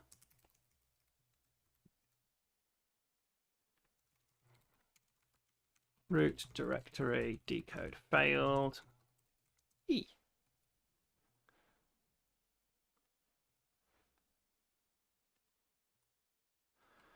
And it's going to be match that.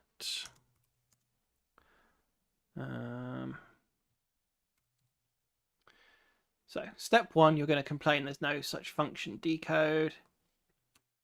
But there is in prost message, but you're not going to give me the quick fix for it because of course you're not.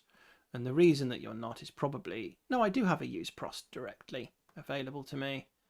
So let's get that in. Use prost message.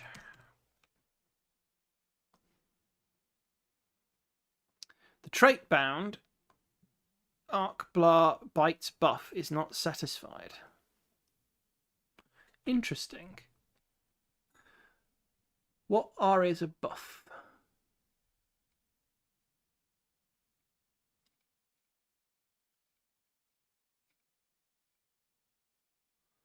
So buff is implemented for borrow U8. Invalid argument seems fair. Cool. So is it just that I'm just being crap? Docs.rs stood. Arc.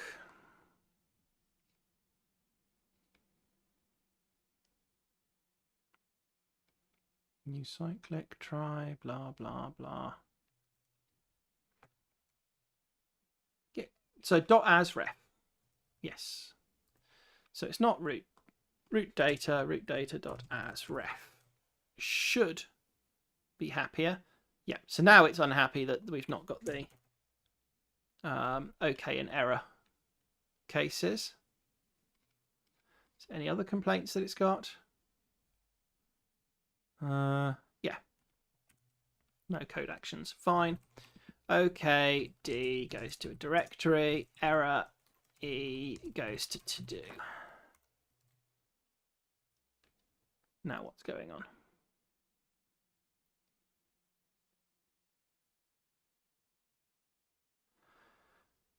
Why do you not know what type D has? Decode.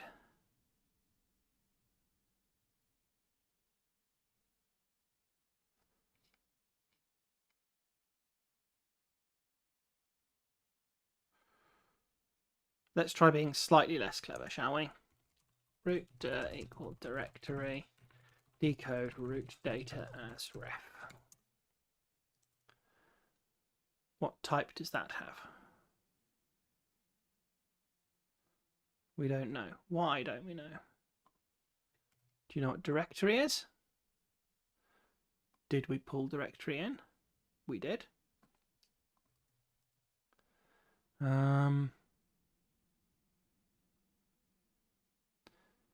Does anybody have an idea?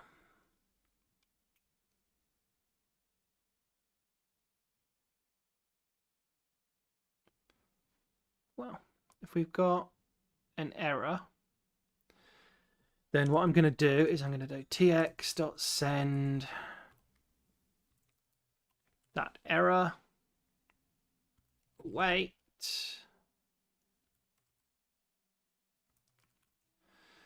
What did we do with the await on the send? We just did a break if we got an error. What we're going to do here, I'm just going to unwrap it.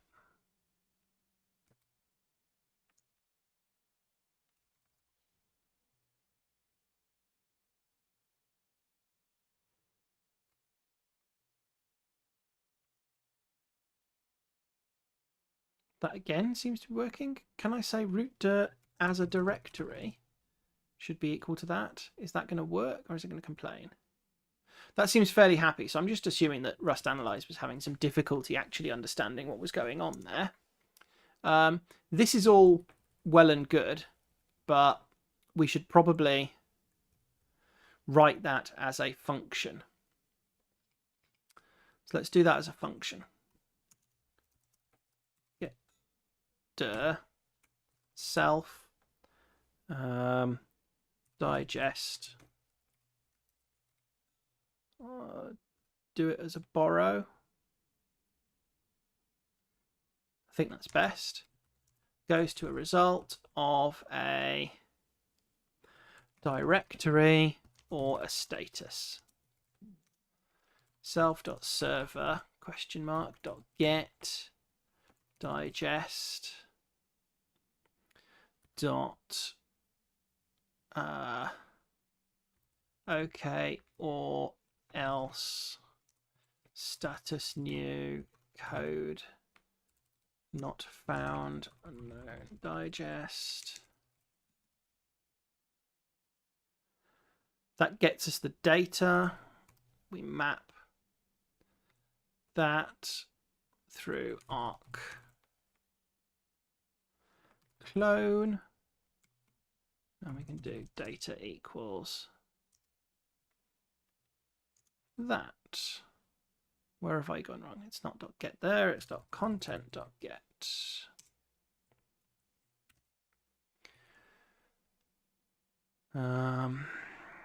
Let's stick a question mark. Now we have our data block. Then we can do let dir colon directory is directory decode data.asRef map given a prost error status new code. Let's go with invalid argument format. Unable to decode directory.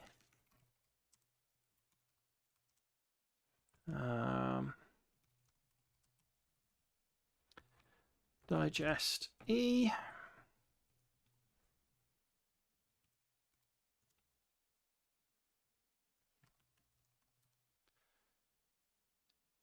So how bad is this? Could not convert the error to tonic status, the question mark operator.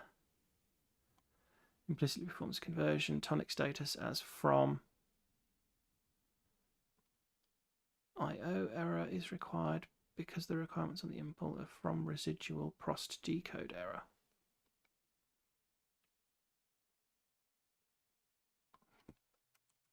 Let's map the error, not the directory, hey?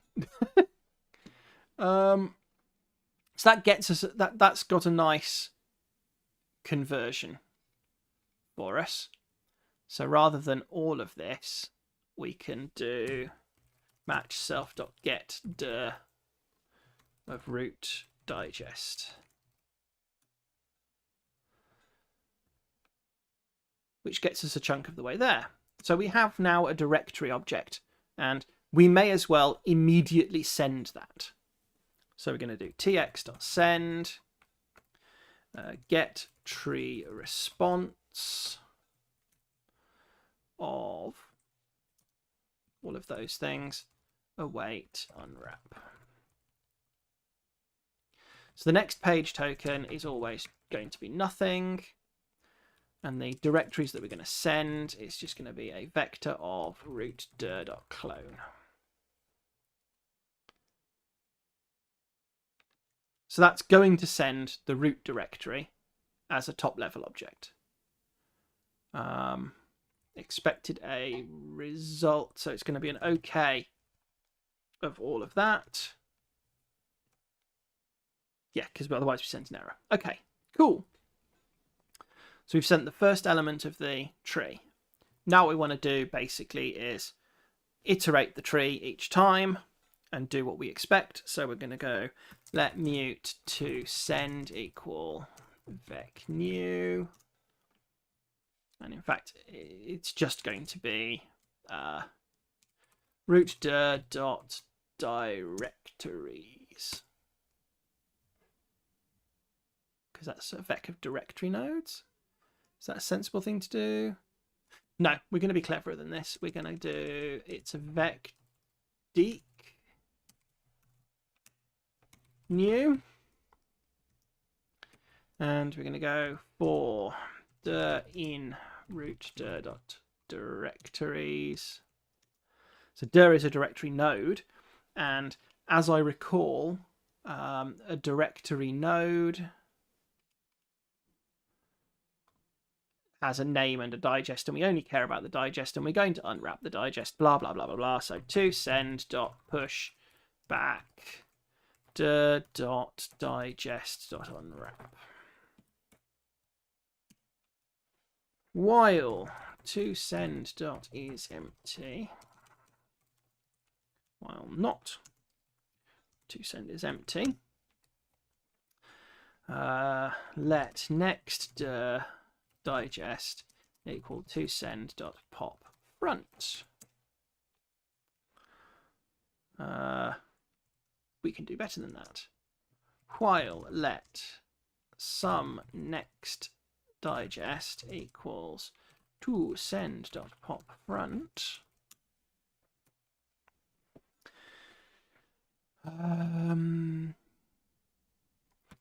Dir equal match self dot get dir of next digest. Okay, D gives us a D. Error E gives us a reason to tx send that error. And return.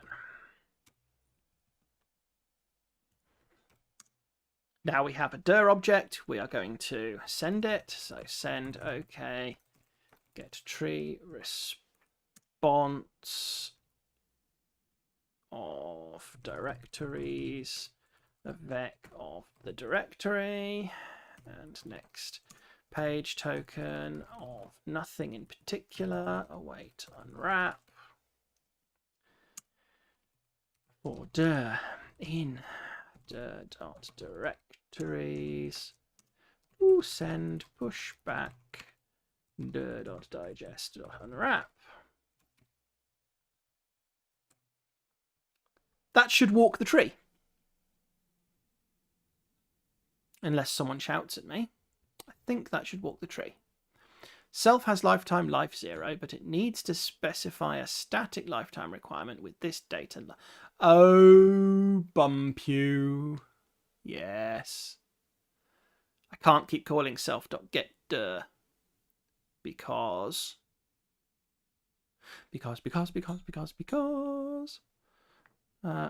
the we've come back out of self here.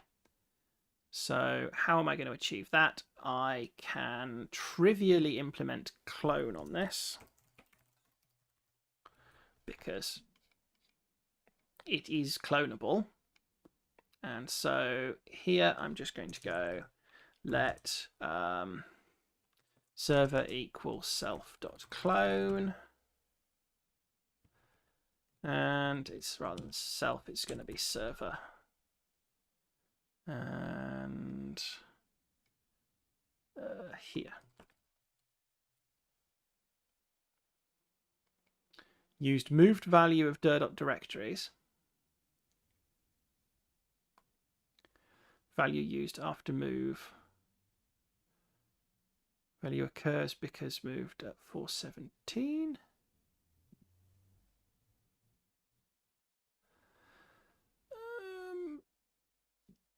Why is that bad?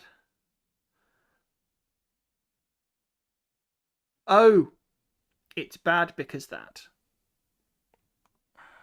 Choose. Clone the digests or... I cloned the root dir there, so I'll clone the dir here. We don't have any errors this time.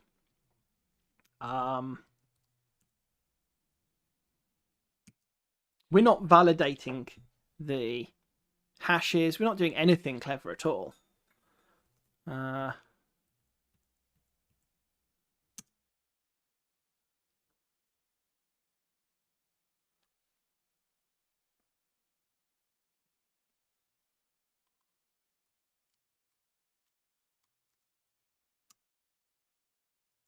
That looks suspiciously like a successful crawl of my blog directory.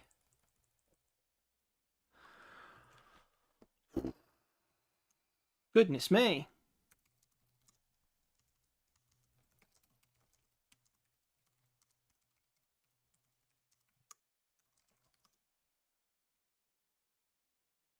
Okay. I'm going to say that 2.5 hours plus the no internet break is enough time for this stream. Thank you for being here. Hopefully it'll actually go onto the channel properly. There's some warnings and some other guff, but 2.5 hours for a very basic in-memory CAS server, I think that's reasonable. Let's do a quick check of performance though. Let's do a release build of server, because there was a distinct pause when it was doing that upload, which doesn't make me pleased.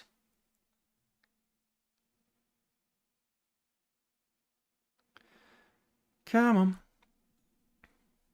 I mean, if we were going to do this properly, we'd like define our own trait for a storage, and we'd make sure that the server just deferred to the storage object, and then, you know, all sorts of badger we could do if we were going to do this properly.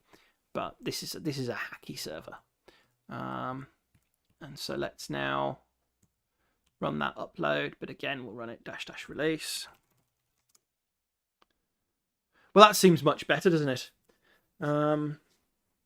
That's a much more believable upload speed.